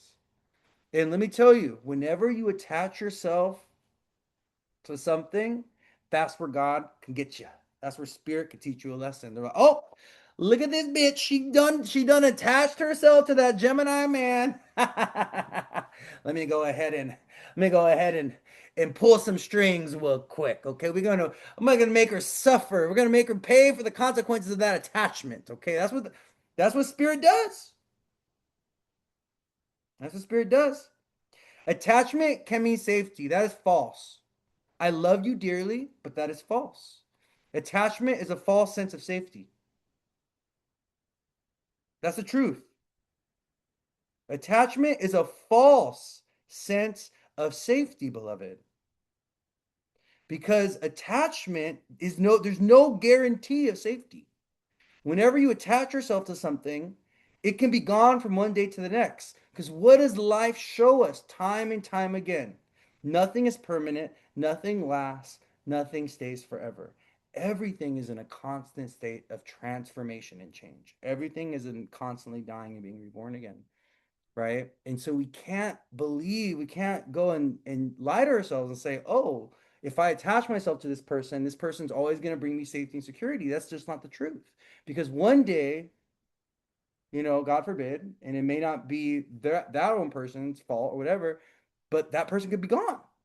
Person could dissipate, you know, or spirit can take them away. You know what I mean? Attach. Well, it's yeah, like I'm not talking about attachment in a way to where, like, when you're married to someone, that's not attachment, you know?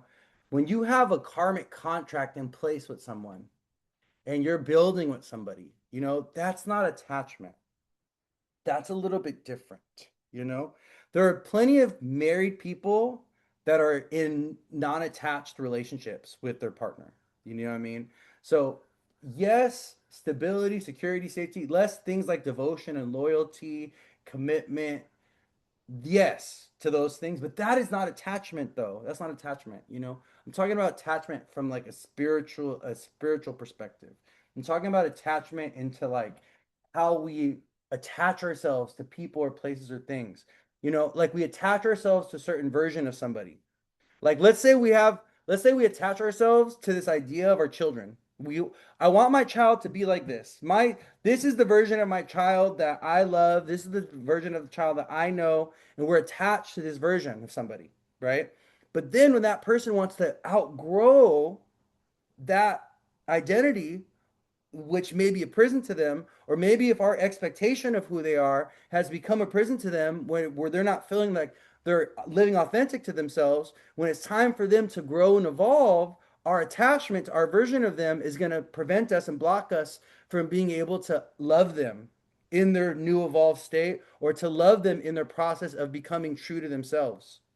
This is attachment is very blinding, right? Attachment does bring suffering. It does, and and it's we're magnetic things. We're magnetic creatures. Of course, we're gonna attach ourselves to people, places, and things, right? And that's fine. But we also need to have an awareness that these things could go so that when it's time for these things to go, we know how to detach. A lot of times when it's time for us to let go and let God, when it's time for us to release something and give something back to the universe or put something back into the river or let it go back into the ocean, we've grown attached.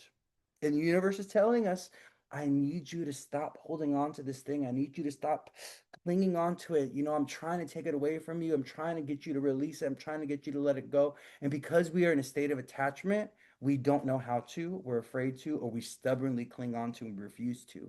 And in that attached state, we cause ourselves much suffering. And we also cause the other person to suffer. That's the other thing. Sometimes our attachment it is stifling and it also is blocking the other person or the other thing that we're attached to because the other thing wants to be free as well, right? So it's also understanding that, opposite of attachment is non-attachment. If attachment is imprisonment, then non-attachment is freedom and liberation. Do you know what I'm saying? So attachment is not like, of course I want to, like for me, for instance, right? I would love to be with someone for 30 years, 40, 50 years. I would love to have a lifelong partner, but I'm not going to attach myself to them. I'm not. It's not attachment. That's a long-term committed relationship. But I know from one day to the next that if I marry someone, whatever, God, the universe, divine, or themselves, they could decide, I want something else. I want something different for my life. You know, this was good up until now, but now my life is taking me elsewhere. And if that person says that, I got to be able to honor that. I got to be able to be like, you know what? Yes, it's going to hurt me and I'm going to grieve it. But because I'm not attached to you and I understand how the way this world works, I'm going to let you go with grace. Yeah, I'm going to be hurt. Yeah, I'm going to be a little angry possibly. Yeah, I might have to cuss you out a little bit, but but we'll get there, right? We'll get to that place of peace and non-attachment, all right? After I go through the blow up and the initial purging of emotion, okay? I'm gonna have to cuss if you walking out like that, I'm gonna have to cuss you out still, okay? You can't just leave like that. I'm not letting you leave so gracefully, okay? I've got to make this a little rough for you, okay? Gotta burn your ass on the way out. You know what I mean? You can't just leave like that. You know? I'm still a human at the end of the day, right? But I understand from a higher perspective, even if in the moment emotionally I'm not really understanding it, I understand from a higher perspective that I gotta let you do your thing. You know, it's a hard time. We really struggle with this. We really struggle with this, with these ideas and these principles, these spiritual principles of non-attachment and attachment. And when you really understand it, though, it really makes sense because you know the philosophy of non-attachment and the habit of attachment. You really see how much pain and suffering it causes us when we are not really putting these spiritual philosophies into practice, we're not actually doing them in our day-to-day relationships with people, especially. We love attaching ourselves to people mostly. People are magnetic. We can't help ourselves. There's some people that we just really love and we really like and we want to be around their energy, and we're just very attracted to them for whatever reason, right?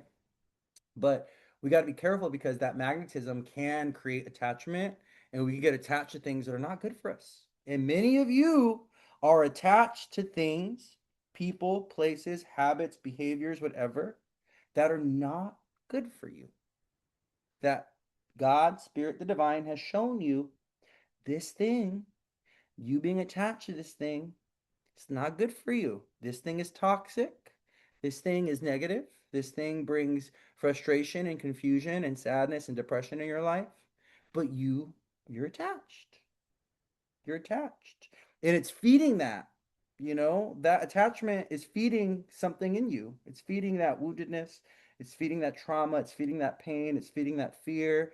It's feeding that insecurity. It's feeding that self-doubt. It's feeding that victim mentality. That's what you're feeding it. You're looking for food for the negative stuff in you.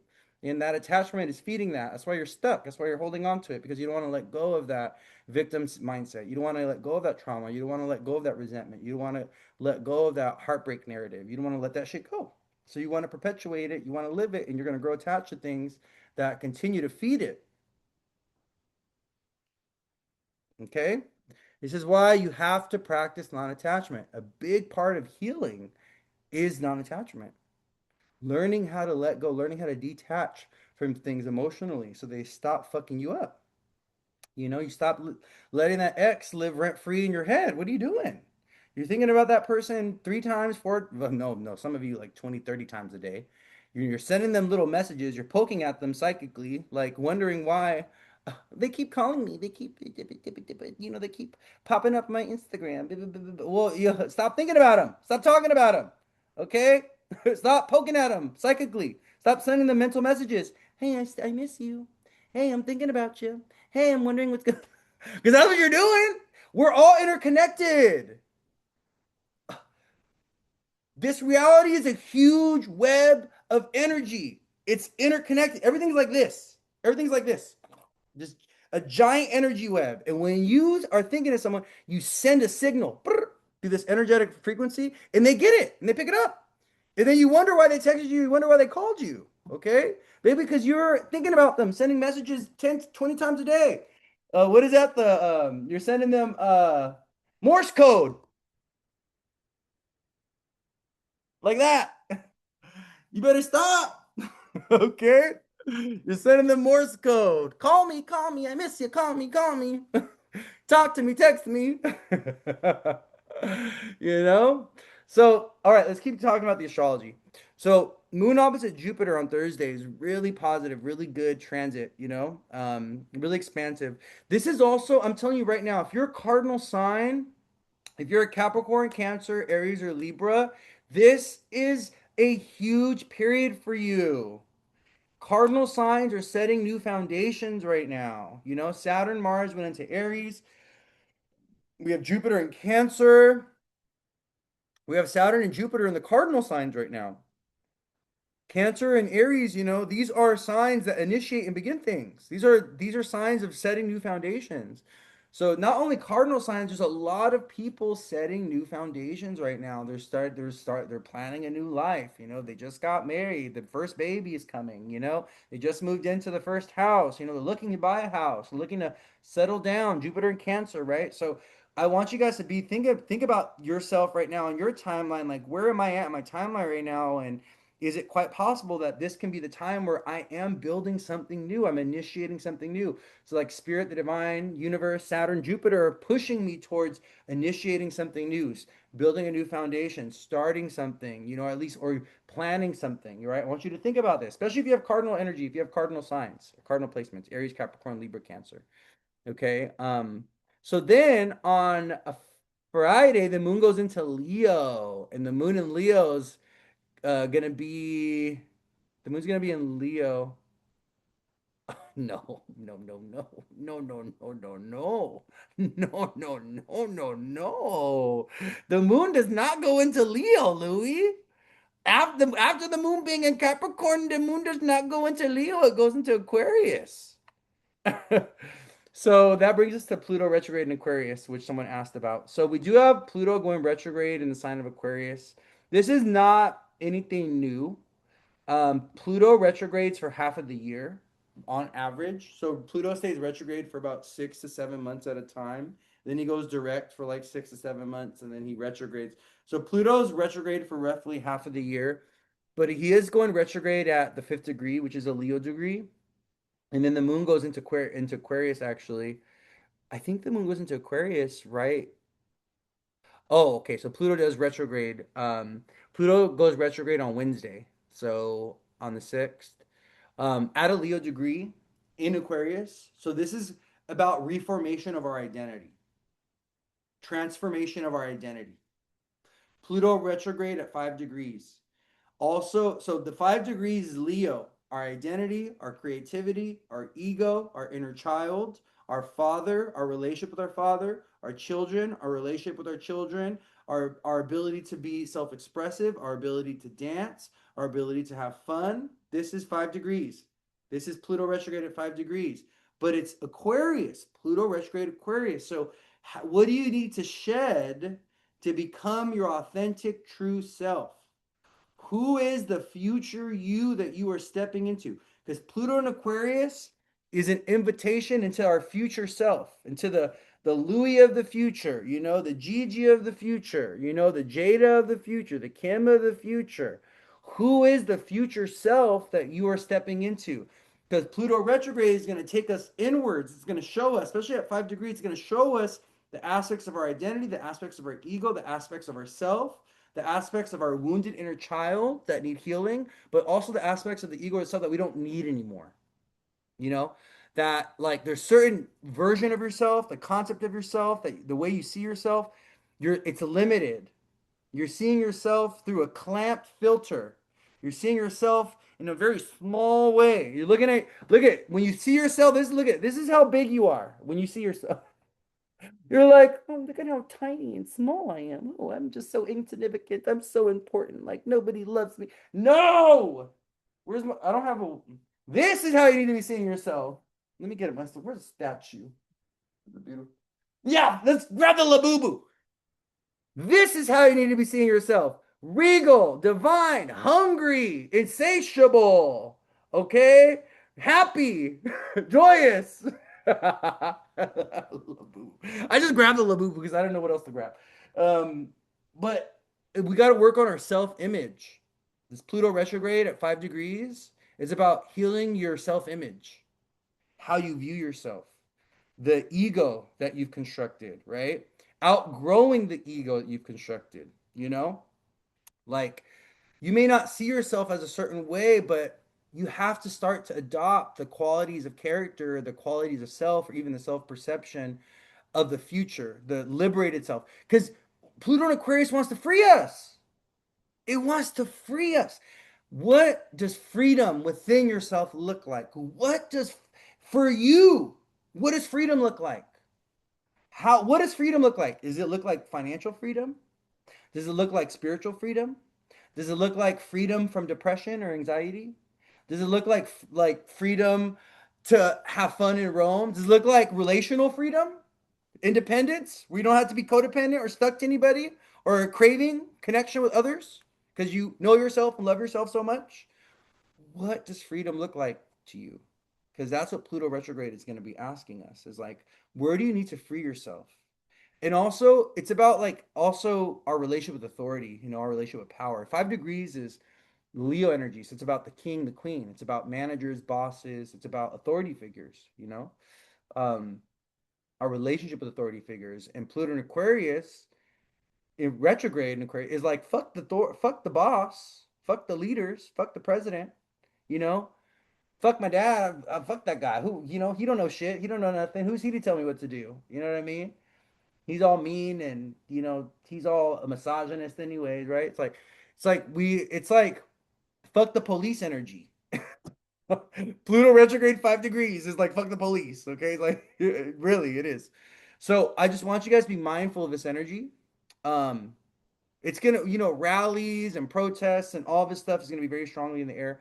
But when Pluto does retrograde, the shifting of energy with Pluto, we can see an activation of this type of stuff. So there may be, you know, on Wednesday, May 6th, we may see, really shocking or interesting things around leadership or presidents or, global leadership, stuff like this, or even your relationship with your boss, stuff like that. There could be tense situations with authority figures. You can have a run in with a cop on Wednesday, Pluto retrograde at 5 degrees in Aquarius. If it's hitting you in your chart. I have a question for those of you with Aquarius placements. Um, Have you had bad experiences with the law or with police officers? Or like have you ever gotten like pulled over? Have you gotten pulled over in a way where you were like being targeted or you felt like you were being targeted? Maybe for your ethnicity or your gender, your race or anything like this?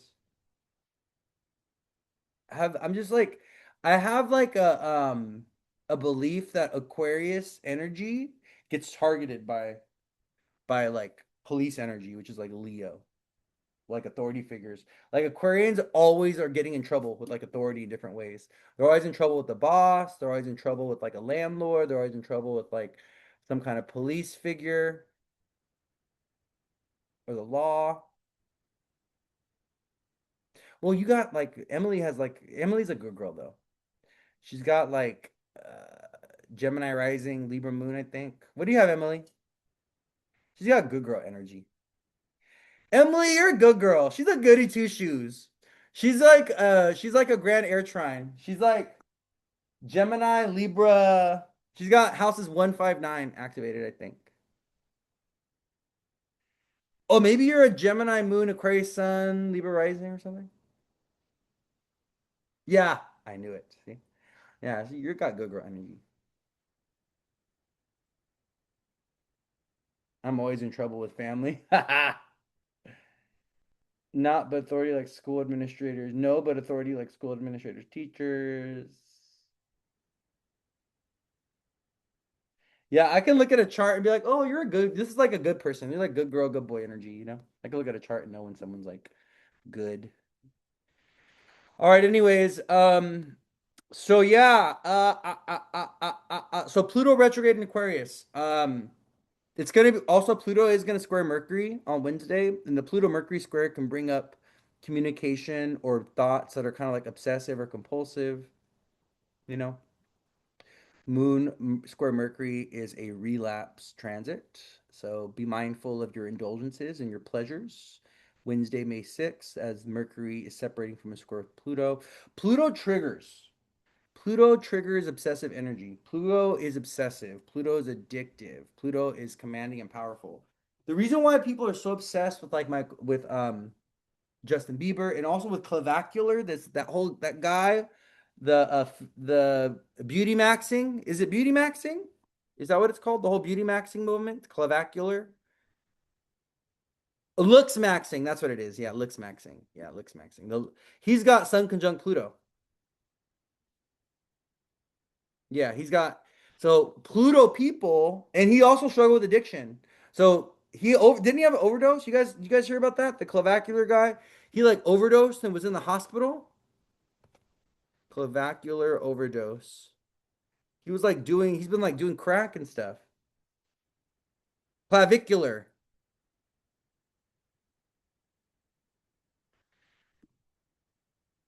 Brutal. Yeah, he overdosed 3 weeks ago on live stream.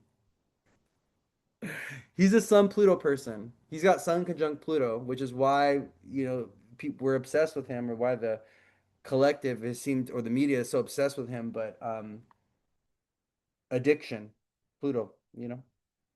So Mercury square Pluto.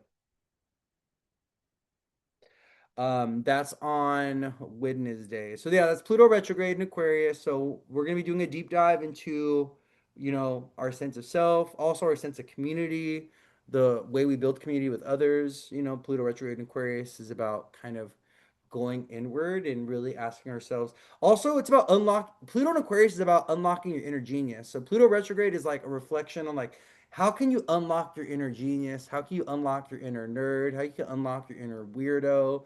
How can you unlock your future self? How can you unlock the alien within? Your authentic true self, your genius, your talent, all that. Pluto retrograde 5 degrees. So then on Friday, the moon goes into Aquarius and hits Pluto. So the moon's going to be conjoined Pluto and Aquarius. Friday, Saturday, Sunday, the moon's in Aquarius. This is a very social transit, very fun. Venus is in Gemini. Venus is in Gemini. The moon's in Aquarius this weekend. This looks like a very fun, talkative, busy, social weekend. Big group events, big group activities this weekend, big group protesting possibly, Moon and Aquarius. Us doing something new that we've never done before, us doing something different, us doing something strange, us meeting new people, meeting new friends this weekend, hanging out with new friends this weekend. Moon and Aquarius trine Venus in uh, Gemini. Good time for international travel. Yes, this is this week, next week. Really good weeks for international travel. A lot of people are going to be booking. They're going to be planning because of the ninth house Jupiter from the full moon in Scorpio this week and next week. A lot of people are going to be planning to go somewhere far, either this summer or fall. Going to be people planning to go on vacation or traveling. Um, because of the ninth house Jupiter from the full moon in Scorpio that we had. Okay. I was talking about that earlier. Mother's Day is Sunday. Let's take a look at Mother's Day. Yeah, Jupiter is gonna be mothers are feeling good about they're feeling good this Sunday. Um the moon is gonna be in Aquarius, so guaranteed someone's gonna forget their mama. Unfortunately, sorry. But yeah, moon in Aquarius, it's separating from a trine with Venus.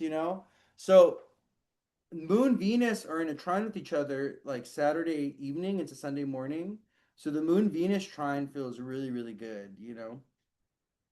It's a really good. This is like good. This is some good astrology. Some good astrology. Moon is gonna square Mercury though, so there could be some kind of like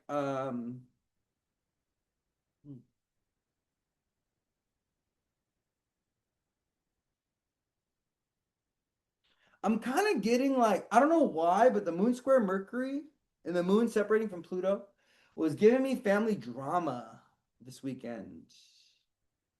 So maybe like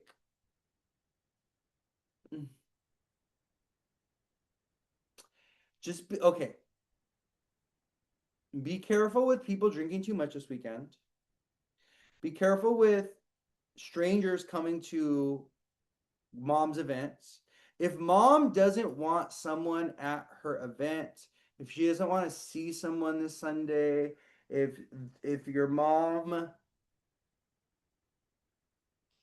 if there's like I don't know, I'm Venus and Gemini and Moon Aquarius is giving me gossip. It's giving me drama a little bit, especially Moon separate from Pluto. It's giving me like hidden emotions coming to the surface or something, or people like feeling like they got to get some shit off their chest. So mind your Venus is in Gemini. Mind your words, mind your tongue this weekend.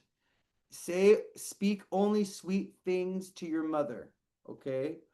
Um,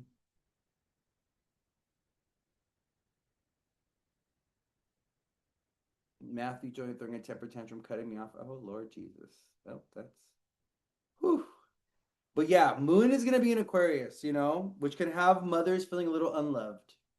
It's just, it's the moon in Aquarius, a little bit. Also, because it is going to be a busy weekend, make sure that you make time for your mom. And if you're a mom, make sure that your kids have time for you or that your family has time for you because this is going to be a busy weekend.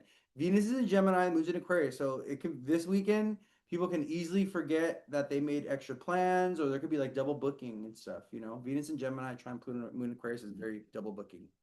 You book two events or you book two things or you have two things you have to choose. You have to figure out which one you're going to go to.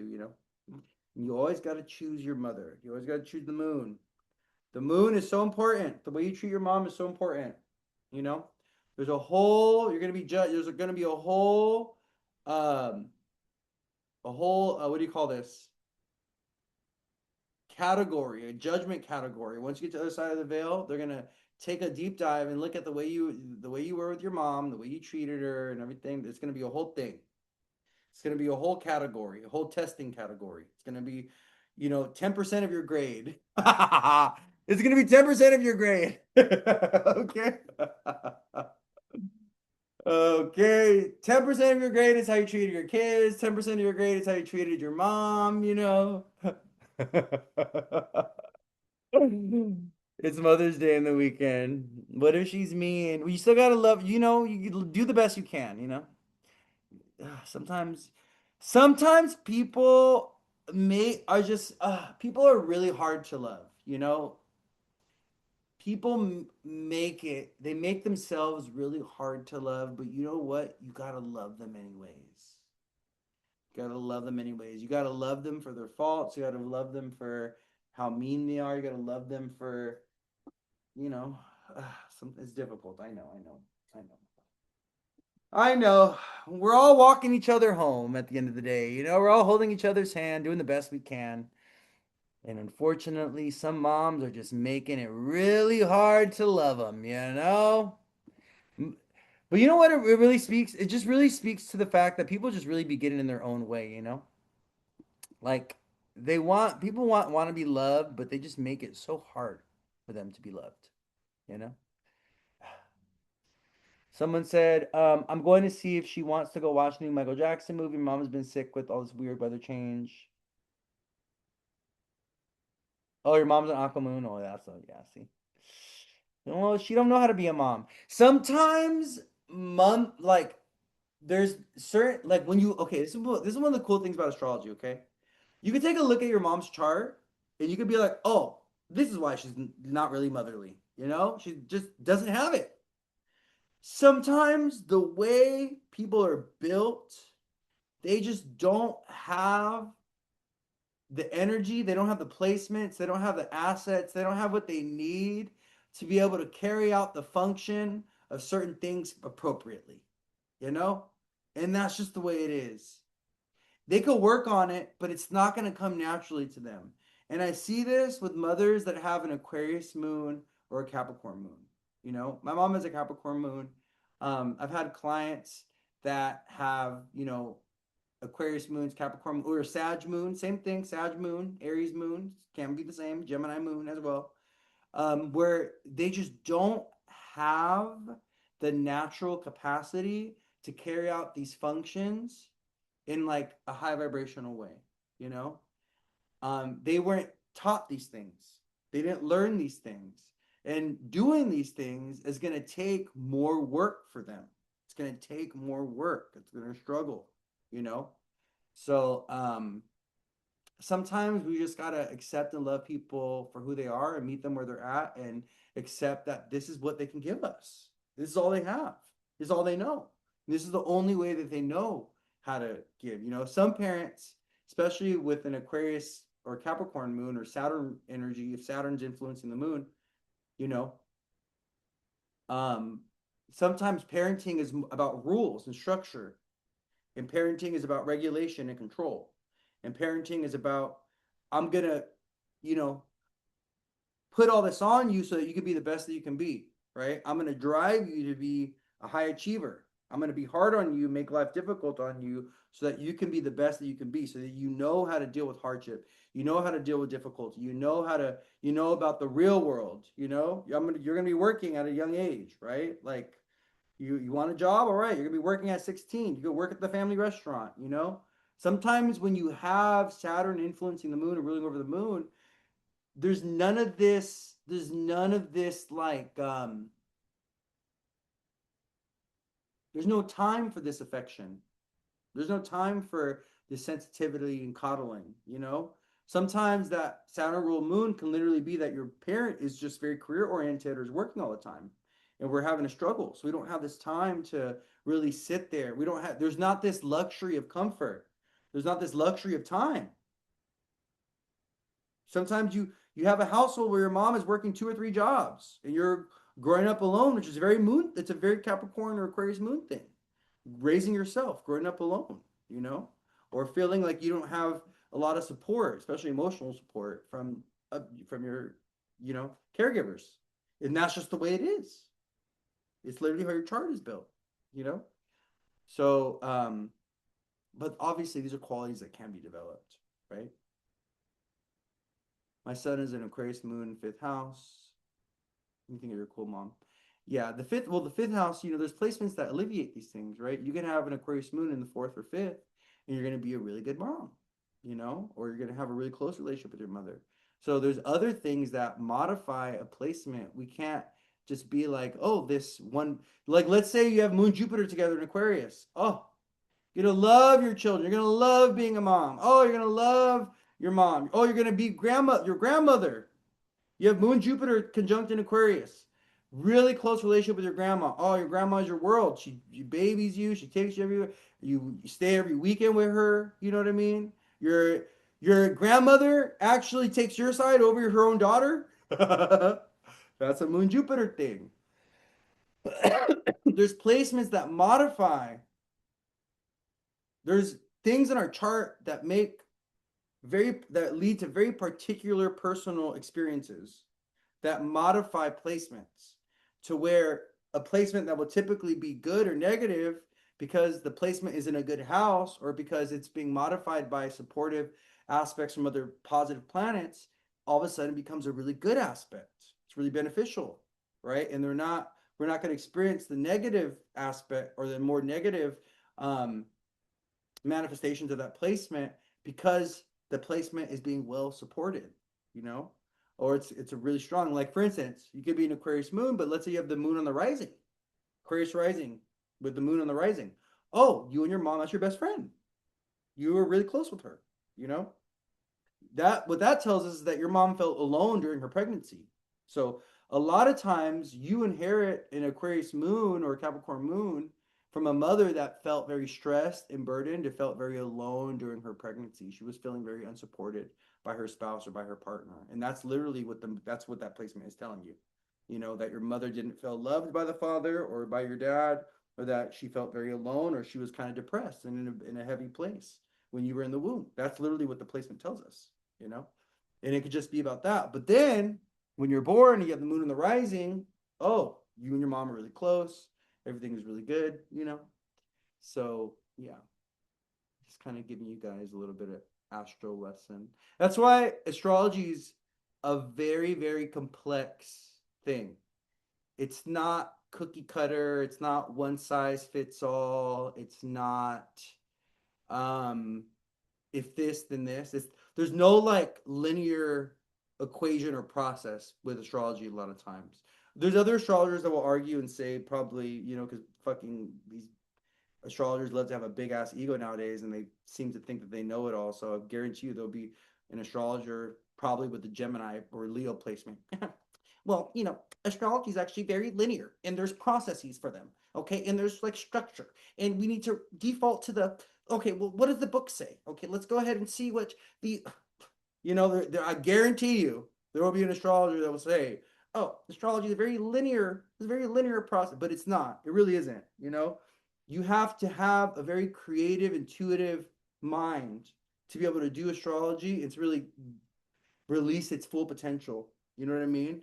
Because it's all about chemistry. It's all about the mixing of things. You mix the sign, this planet, this transit, whatever, and you get an outcome. You know, the textbook types, yeah. And the textbook types, those are students. These are students they're still your students still.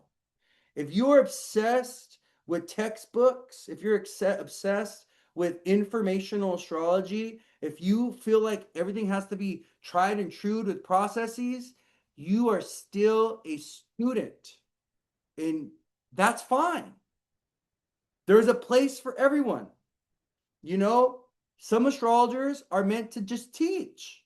They're meant to write on it, right?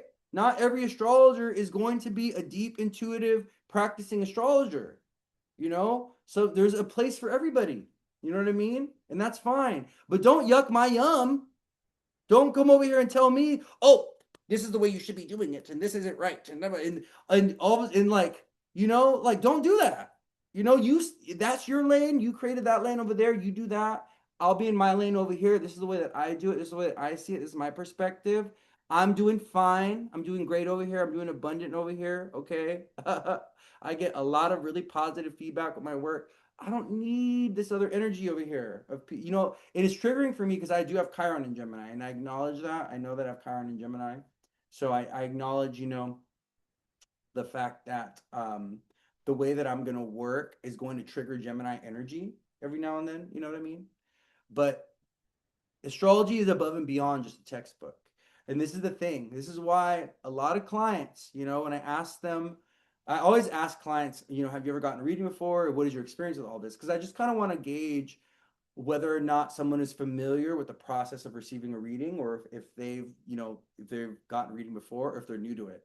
If they're new to it, I'm going to be a little bit more like, if they're comfortable. If they're not new to it, then okay, we jump right in. But if they're new to it, I'm going to kind of tailor the experience to the fact that they're new to this. But what a lot of people tell me is, oh yeah, I got a reading done, and they were just telling me basic things about my sign, or they're just telling me basic things about my chart. And that is textbook astrology. That's textbook astrology. That I, you know, I could read a book. If I could read a book and get the same information from a book that you gave me in a reading, you're doing textbook, you're a student. You're doing textbook astrology. If if I go to get a reading done by you and you can't tell me very particular detailed things about my lived experience that are unique to me, and if you can't see that in my chart, okay, you can't tell me about things to come. You can't just tell me about me. If you can, and if you can't be accurate with that, an astrologer yet. You're a student still. You're practicing. You're a student, because it takes time to develop the wisdom that the knowledge is the foundation of, but it takes time to develop the wisdom by putting the information into practice and by actually connecting the information to people's lived experience.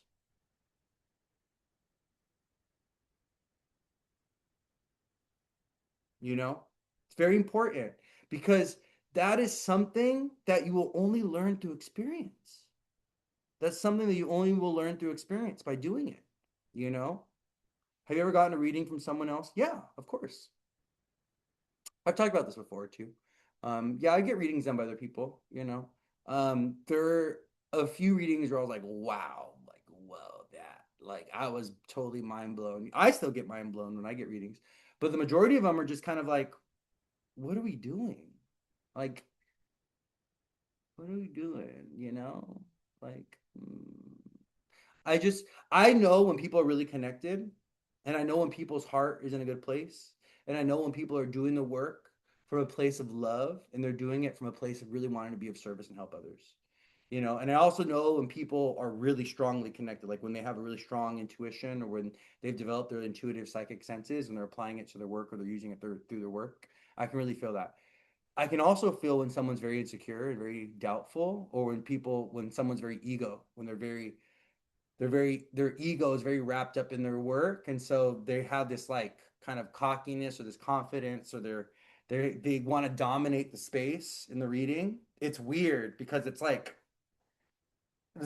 it's your reading, but then it's like they're taking up the space, and they're like dominating the space, and they're just like commanding it and telling you things, and it's like not even accurate, but you don't even feel any space to express yourself or anything, because like they're just taking up so much space. They're not even seeing you. It's more about them. It's more about them listening to themselves build up their own ego. It's more about them just confirming, oh, I'm good at this, and I'm blah blah blah. It's not even about you. It's not even about giving you anything of value, giving you anything of meaning, giving you anything of meaning. It's just giving you information to validate themselves. You know, I've experienced that too, and I was like, I literally had a reading one time where the person told me in the beginning, don't say anything. Like, I'm just gonna talk. Any questions, you can say until after. Like, they were like, just don't say anything, don't interrupt me. I'm just gonna go. And then when any questions, you can save it's a bit for the very end. And I'm just like, well, that's not gonna work for me. Because I'm gonna tell you either yay or nay. You know, this is or this isn't, or I resonate with this or I don't. And they didn't like that. And it was a very stressful reading for them. But I'm paying you. I'm paying you. Okay. And like, if it's not going to be like accurate or on point, or if that's why, like, it's just frustrating because I don't work that way. Like, I'm not like that in my readings. Like, I care for people and I love people and I really want what's best for people, and it's not about me at all. It's never about me. So when I experience that as a client, from the client. It's just weird for me and it's frustrating. And it's like I'm gonna call this person out, and then it's crazy because it's been people that I've looked up to or admired, or I thought because based on their work or their following, whatever, like, oh, that this person was like, maybe had something of value for me, whatever. But then it was just a lesson. I was just like, oh, wait, actually, no, never mind. That's not who I thought you were. It's sad, but it's true. And it happens like that. So be very discerning. That's the thing, is like, don't just let anyone read your chart. You know what I mean? Don't let anyone just give you a reading, my love. You are opening up your energy to people. You're letting people in. You're letting them tell you about your life. And if you can't just be getting a reading by anybody and everybody. You got to be very discerning with who you give access to your energy and who you let see into you. You know what I mean? If there's a reader that has envy in their heart, jealousy in their heart, judgment in their heart, and they give you a reading, they're not going to be able to read for you clearly because they're going to be seeing you through the lens of envy, jealousy, or judgment. And then you're getting a reading by them and you're feeling judged by them. And I've experienced that too. I went to a reader. It was just like a random guy that my friend brought me to. He had like set up a table and whatever. And he was literally like, "What's this about the partying? And what's this about, like, the sex and the drugs?" And I'm like, "What the fuck are you talking about?" Because I'm celibate. I don't have sex. I don't do drugs. Like, I don't party. I don't go out. Like, what are you talking about? None of that is like, that is not me at all. And he's like, "Oh, well, maybe this is like some." I'm like, "No, you are literally fucking judging me based on my appearance. You don't even know me. This is the first thing out of your mouth when I sat down with you. I'm gone." Didn't give him no money. I walked out like within a minute. How are you gonna go ahead and like, I do this like, just, and that's what you led off with? Oh no, that was no, like, already just judgment, energy of judgment. Weird, dude. Weird energy. Be discerning. I was only open to this person because I was going with a friend, and the friend was going like, "Oh, you got to get a reading by this person." Like, that's not even me. Like, I don't know. You better reshuffle those cards because that's not me. That's not my energy. You know what I mean? I have Chiron and Gemini too. Keep shining your light. Knowledge without attunement and wisdom is worthless, in my opinion. Too much. Yeah. Knowledge without wisdom, information without purpose or meaning. Like, I'm going to tell you right now, as a practicing astrologer, as someone that's been doing tarot and astrology now for 5 years, like full time, I've learned more from the practice and art of doing astrology than from the books and the research and the learning. Okay. I've learned, and the things that I've learned and then stuff that I know from charts and astrology, a lot of it has come from my own experience of being an astrologer and what I've learned in practicing astrology, not from like the books. I don't even agree with I read these books. I have so many. I read a lot of, and a lot of I don't even agree with. I'm like, this is wrong. Oh, I'm like, oh, another old white male perspective on astrology. Oh, another old white male perspective on astrology. Oh, another. It's weird reading some of these astrological texts that were written like, in the 20s, or even like way back in the day by men. You see how biased and prejudiced they are towards women, towards children, towards people of color, even people that are like of the lower class, because a lot of these people that practice astrology were very privileged and very entitled. So you see the classism, you see the racism, you see the sexism in the writing, in their astrology.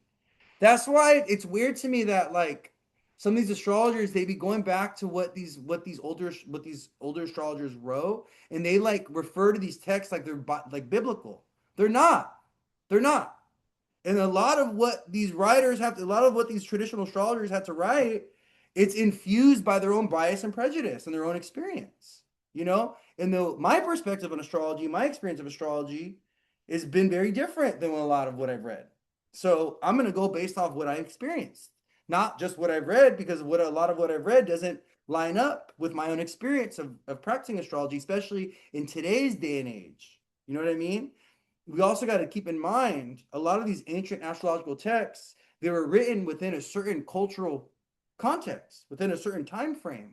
So they're also so the beliefs of that time frame and the culture of that time frame is also influencing the astrology of that time. We live in a very different time and place than things of the past, you know? So this is why it's like the astrology of today, it needs updating. Yes, going back to the ancient texts, yes, going back to what what the previous astrologer, yes, that's so valuable and so important because that's how we learn, that's the foundation, and that keeps the continuity of astrology going. Like the tradition of astrology is kept through the books, right? Like it's a beautiful thing. But also we can't let it confine us, and we can't like constrict ourselves to what the literature says or what a lot of these really prolific ancient astrologers have said, or even modern astrologers, astrologers from the 20s and the 30s or even the late 1800s, 1820, 1880, right?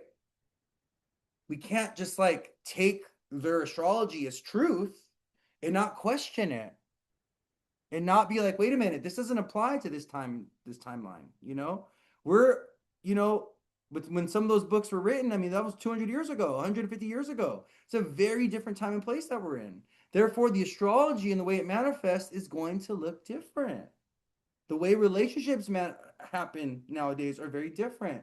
People have more free will in relationships than they did ever before. A lot of society was built on, you know what do you call this, arranged marriages, or women being treated like property and women kind of being sold, like, daughters being sold to husbands. Like that's what the whole dowry thing is in the Bridgerton. It's like so if you think about it, like we live in a very different time and place. So there's a lot of the philosophies, a lot of ideology that's infused in the ancient astrological text. It doesn't apply. It's not the same.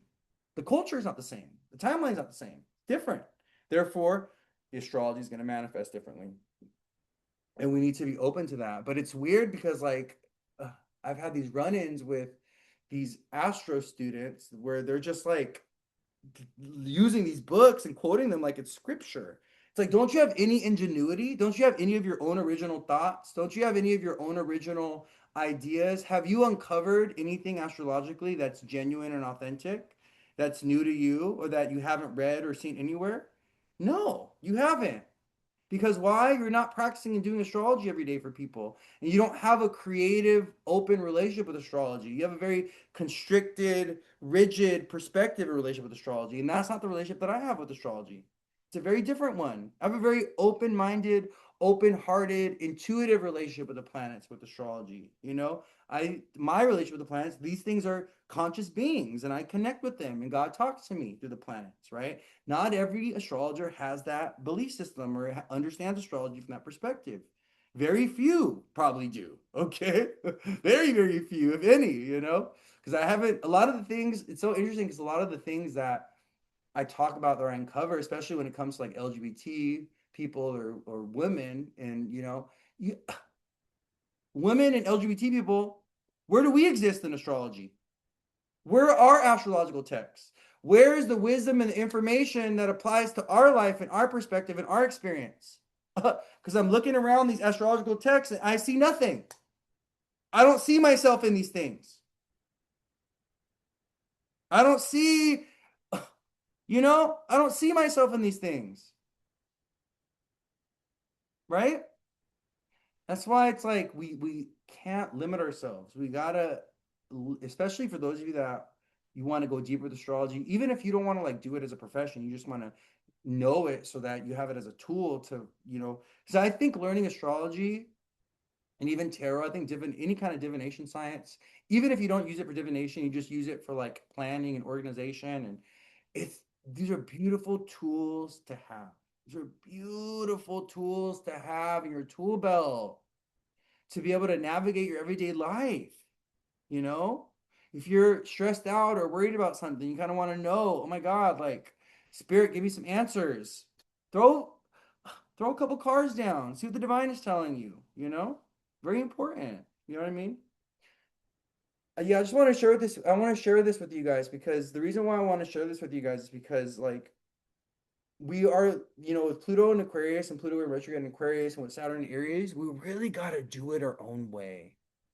We really got to embrace the pioneering spirit, and we got to really trust that in our processes, in our methods, in the things that we organically uncover or discover or create, you know, we have to allow ourselves to really be ourselves, and we have to stand in our truth, and we can't let, you know, the societal structures or even like, you know, the paradigm of the practice, like what, you know, what the culture of Reiki is, or what the culture of astrology is, or what the culture of tarot is, or what the culture of social media is.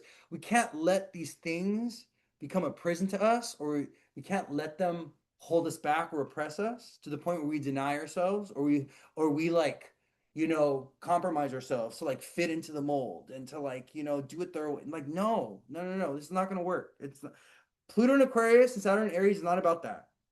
Pluto and Aquarius and Saturn and Aries and Neptune and Aries. Do it your own way. Do it in your own way, the pioneering spirit, in your authentic way, in the way that is true to you. Okay.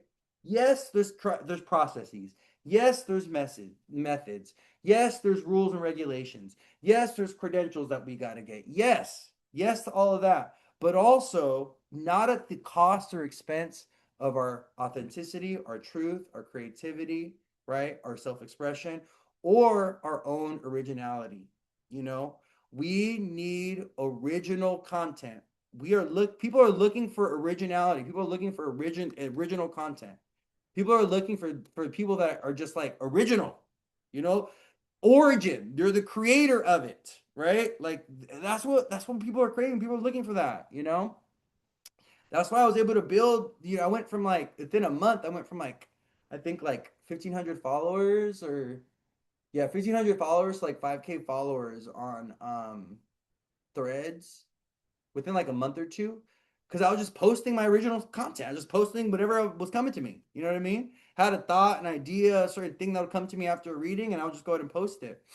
I got to get back to that, but that space, it's just like it's just so much negative. I can't even go on Threads.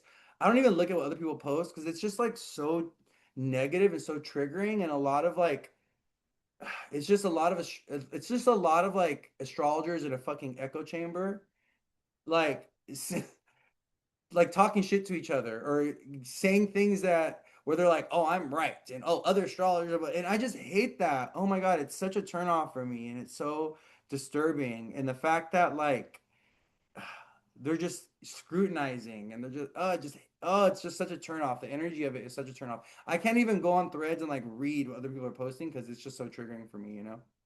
Like the way people are like, and then you go to their page and it's like, baby, you ain't got no following. No one is liking what you have. No one is paying attention to what you have to say because you have nothing original to say. All you're doing is just recycling babble. All you're doing is just criticizing and commenting on other people's stuff. All you're doing is talking about yourself. That's the other thing that I've noticed with astrologers on Threads is they love talking about themselves and their own chart. And a lot of the shit that you're talking about, the common person doesn't even know about. That's the other thing. It's like the common person is not studied in astrology, right? So the wisdom and the knowledge and the processes, you don't have to go ahead and share it all because people are not going to understand it and get it anyways. Okay. And most of it you're sharing, it's just about you. You're talking about your own chart, you're talking about your own things. There's no there's no value in that for anyone else. You're not sharing information that's valuable or that's helping or that's guiding or that's educating anybody. You're just talking, you're just trying to sound smart. You're just sounding self-absorbed. You're just trying to pump yourself up and make yourself sound credible. And you're doing nothing of the sort. You know? Like you're just making yourself sound arrogant. You're making yourself sound self-absorbed. That's it. You know what I mean? And no one could connect to what you're sharing because a lot of those traditional methods, especially with Hellenistic ancient astrology, you have to like read the book. Let me show you. I'm going to show you a few Hellenistic books. Let me show you these. One's by Chris Brennan. Another one is by Demetra George. Let me show you these books. Okay. The average person, I guarantee you, is not going to take time out of their life to read these books. Okay? Let me show you. I'm going to show you. Look at this. This is this one's by Chris Brennan. Okay. Look at this. Hellenistic. Look at this. This book, 580 pages long. You're over here talking about zodiacal releasing, the loosening of the bond. Okay, you're talking about house lords and domiciles. No one's getting this. No one's understanding this. No one's reading this. Why are you even talking about this stuff on threads? When no one's going to relate to it, no one's connecting to it. Okay, let's two more books. Ancient Astrology, Volume 1 and 2 by Demetra George.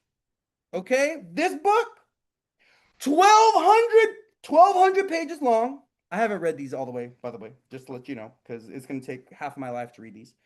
The other one is 600 pages long. 1,200 pages, 600 pages. No one is reading these. This is for you as an astrologer, to read.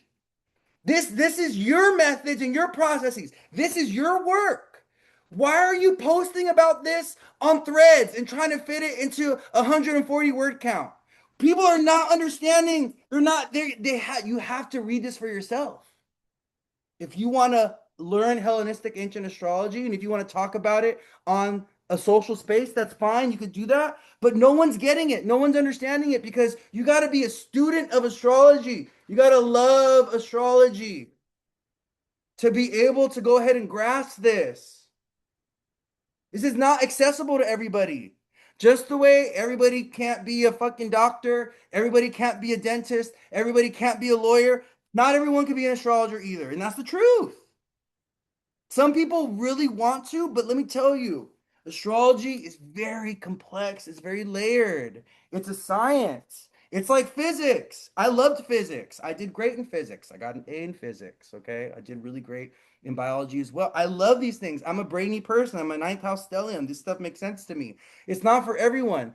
I'm not going to go ahead when I'm doing a reading for somebody. I'm not going to sit here and talk to them about the loosening of the bond. I'm not going to talk to them about domicile. I'm not going to try to sit there and educate them and teach them astrology in an hour. No. What I'm going to do is I'm going to use my knowledge to give them valuable, important information based on what I know, to tell them very practical things and give them very good advice and give them very good guidance based on my application of the knowledge. But I'm not sitting here trying to educate them and tell them no, unless they want that. There are people obviously do readings for that are students, and they will let me know that, and I'll be like, okay, well, we'll tailor the reading to your experience to make sure that if you understand these concepts, then I will share them with you and we'll talk about it, right?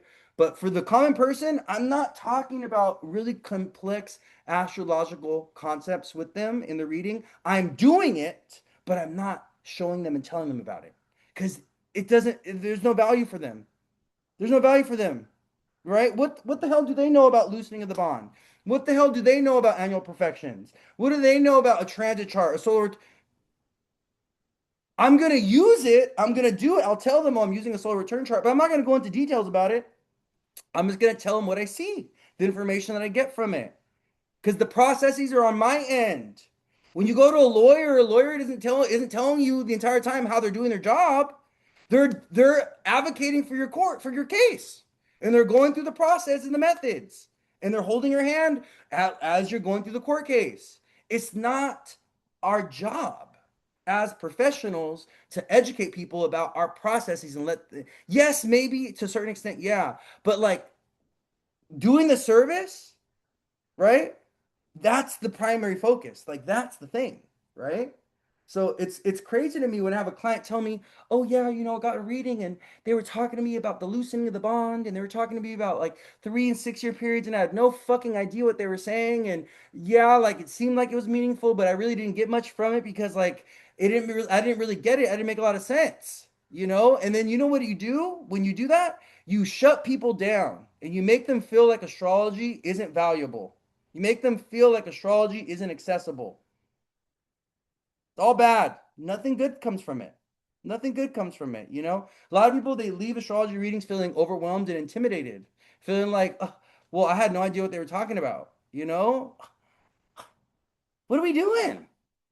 What are we doing? This is not the right way to do astrology. That's not how we should be doing astrology. You know what I mean? It's crazy to me. But you know what? They have no book of business. I'll tell you that. People, they don't get readings. If they don't, it's unfortunate, but there's a certain way. I do feel this deeply. There's a few different ways, but there's ways to do readings that are meaningful and valuable to people, no matter what divination science you're using, even if it's tarot, oracle, whatever. there's there's a way, there's a process or processes, I'll say, to do readings where you can be effective, right? And you can actually give people very valuable information, and that should be the focus, that should be the goal, right? um but if we don't have that clarity of intention of purpose with our work, or if we don't really believe and trust in ourselves and have the confidence, then we're not going to be able to really divinate, and we're not going to be able to be the best reader, helper, healer, guider, therapist, coach, whatever that we can be, you know. All right, my loves, we talked about the astrology of the week. I'm getting off my pulpit. Ugh, I needed that venting session because, like, I've been holding. I just need to go come. I just need to go back on threads. I need to push up against this. I need to not care about what like anyone else is like thinking or saying, or what other people have to say about my work. I just need to like drown out the noise and not let it stop me, not let it get to me. Because it really bothered me last year. I'm gonna be honest with you guys. Like, it was really bothering me, the amount of negativity I was receiving from like people, from other astrologers. I even when I say astrologers, the people that were attacking me last year, the people that were making my work hard, they're students. They're still students. It's like you just graduated. You only do one type of reading. You only do horary readings. You don't even do natal chart readings. You don't do transit readings. You don't do synastry readings. You don't do solar return readings. You don't do any other. And that one reading, it seems like you. What do we do? Like, why are you coming from me? You don't even know me. What? Weird, just weird, you know? But then it was like when the one person got the whole gang of people, like, and there was like a gang of people that was just, it was such a weird thing, dude. People are just haters, jealous, envious, haters, you know? No idea who I was.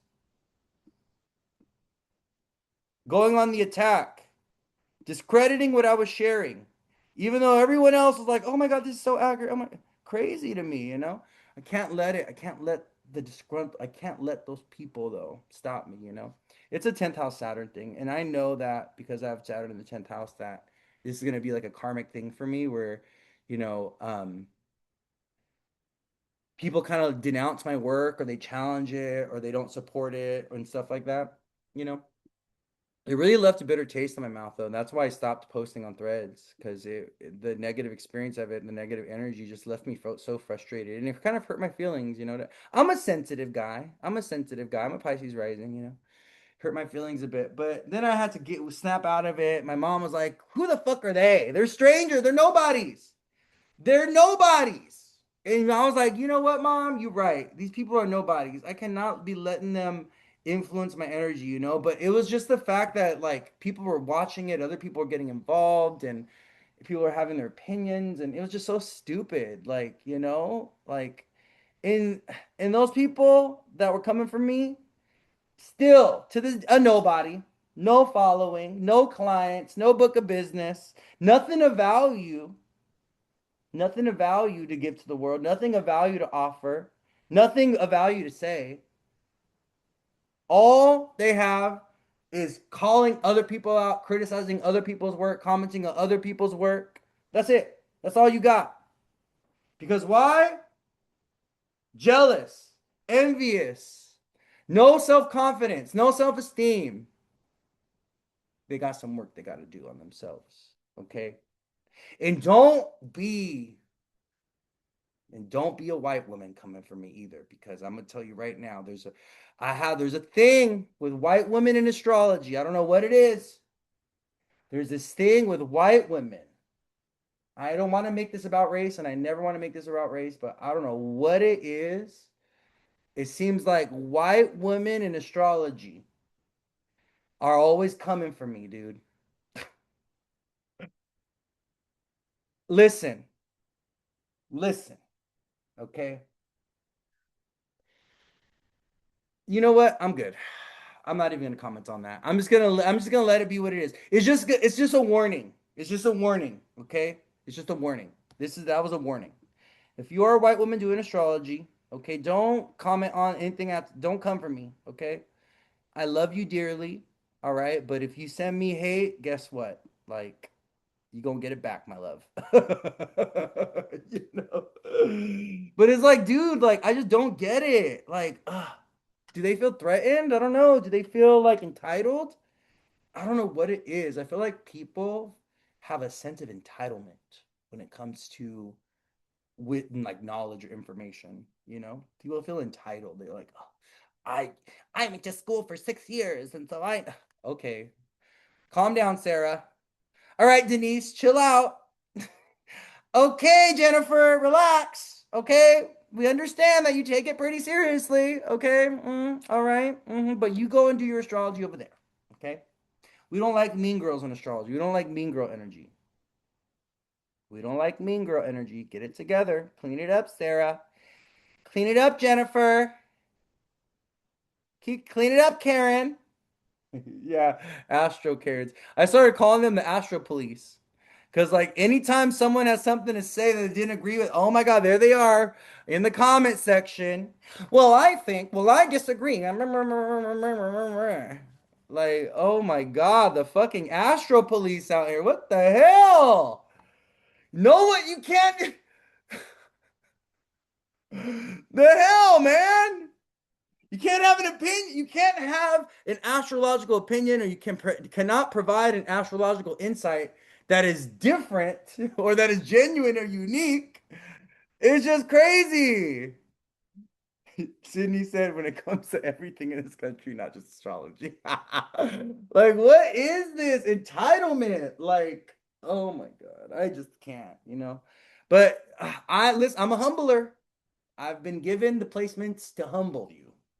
I'm a Scorpio sun with a Capricorn moon. I'm a 10th house Saturn. I will humble you real quick. If the Lord calls it, the Lord summons me and Louis, I got some humbling work for you got to do. All right. Who? Where? Guide me, Lord. Show me. Bring me to them, Lord. Okay? Because listen, you do not want it to be me that's coming your way to humble you. I guarantee you. Okay? You do not want it to be me. You do not want, no. The Lord will use me. All right? And you do not want that. Okay. Do not let it be me that's humbling you.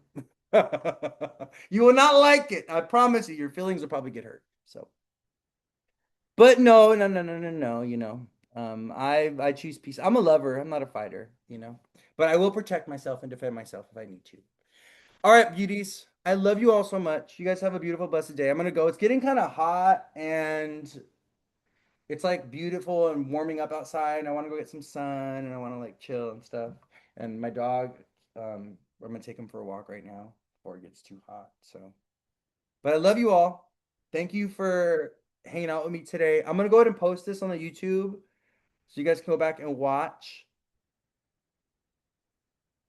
She said, "Leave me alone. I don't want to hurt your feelings."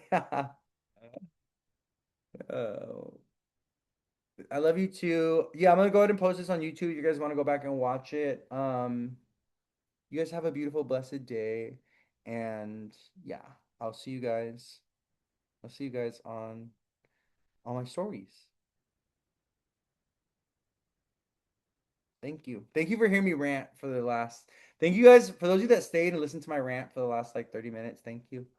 I just needed to let this off my chest. I feel like this has been blocking me. I feel like this has been blocking me from like my creative work. This has been blocking me from like posting and stuff. And I need to like let it out. I need to clear it up. I need to let this go because it's made me very kind of like, ugh, you know.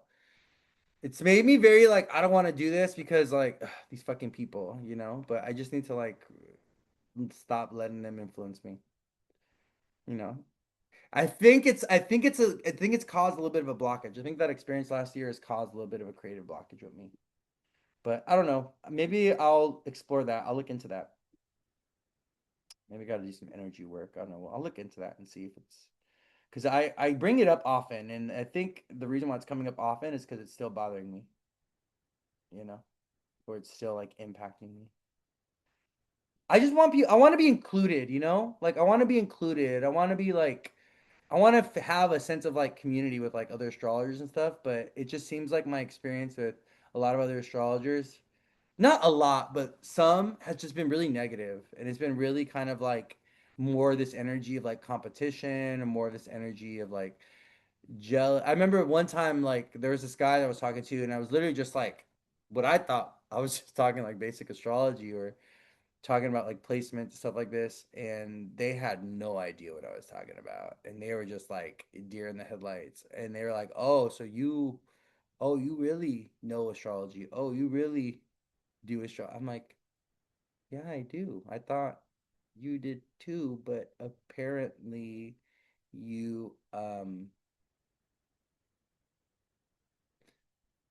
only know so much. And then there's this other, oh my God, it's like, what is up with people today and their egos and their pride? People are so fragile. People are so, we're too fragile nowadays. Like, too insecure, we're too fragile. Like, what happened to like grit and like, like I think the fragility, I think the fragileness of people and the insecurity of people it's made us very kind of like disingenuous with like our work. And it's very disconnected us, it's like disconnected us from our passion, you know? So when someone shows up and they're like passionate and they're like genuine and they're like authentic and they're like confident, it's like, oh, don't shine too bright. Don't be too passionate. Oh, don't be too loud. Oh, don't be too genuine. Oh, don't have too many original ideas now. Oh, don't know, like it's weird. Like it's like other people, they get intimidated by it. They feel threatened by it, and they want to shut that person down. They want to ostracize that person. You know? It's real weird. It's a weird energy, you know? And then they all mingle together. That's the other thing I noticed is like all the little negative Nancy's, they all mingle together. They all, they all think alike, they all act alike, they all look alike, so they're all a little posse. They're, the little police group over there, a little Astro police group. They're all friends with each other. Like attracts like, I guess, It's crazy, dude.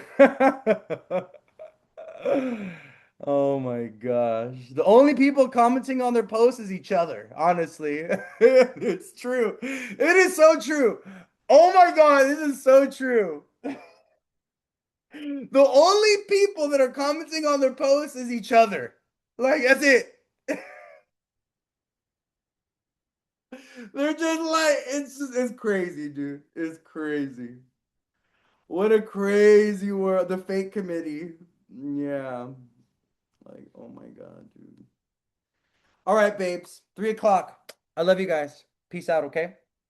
Have a beautiful, blessed day. Enjoy your week. I'll see you guys. Bye.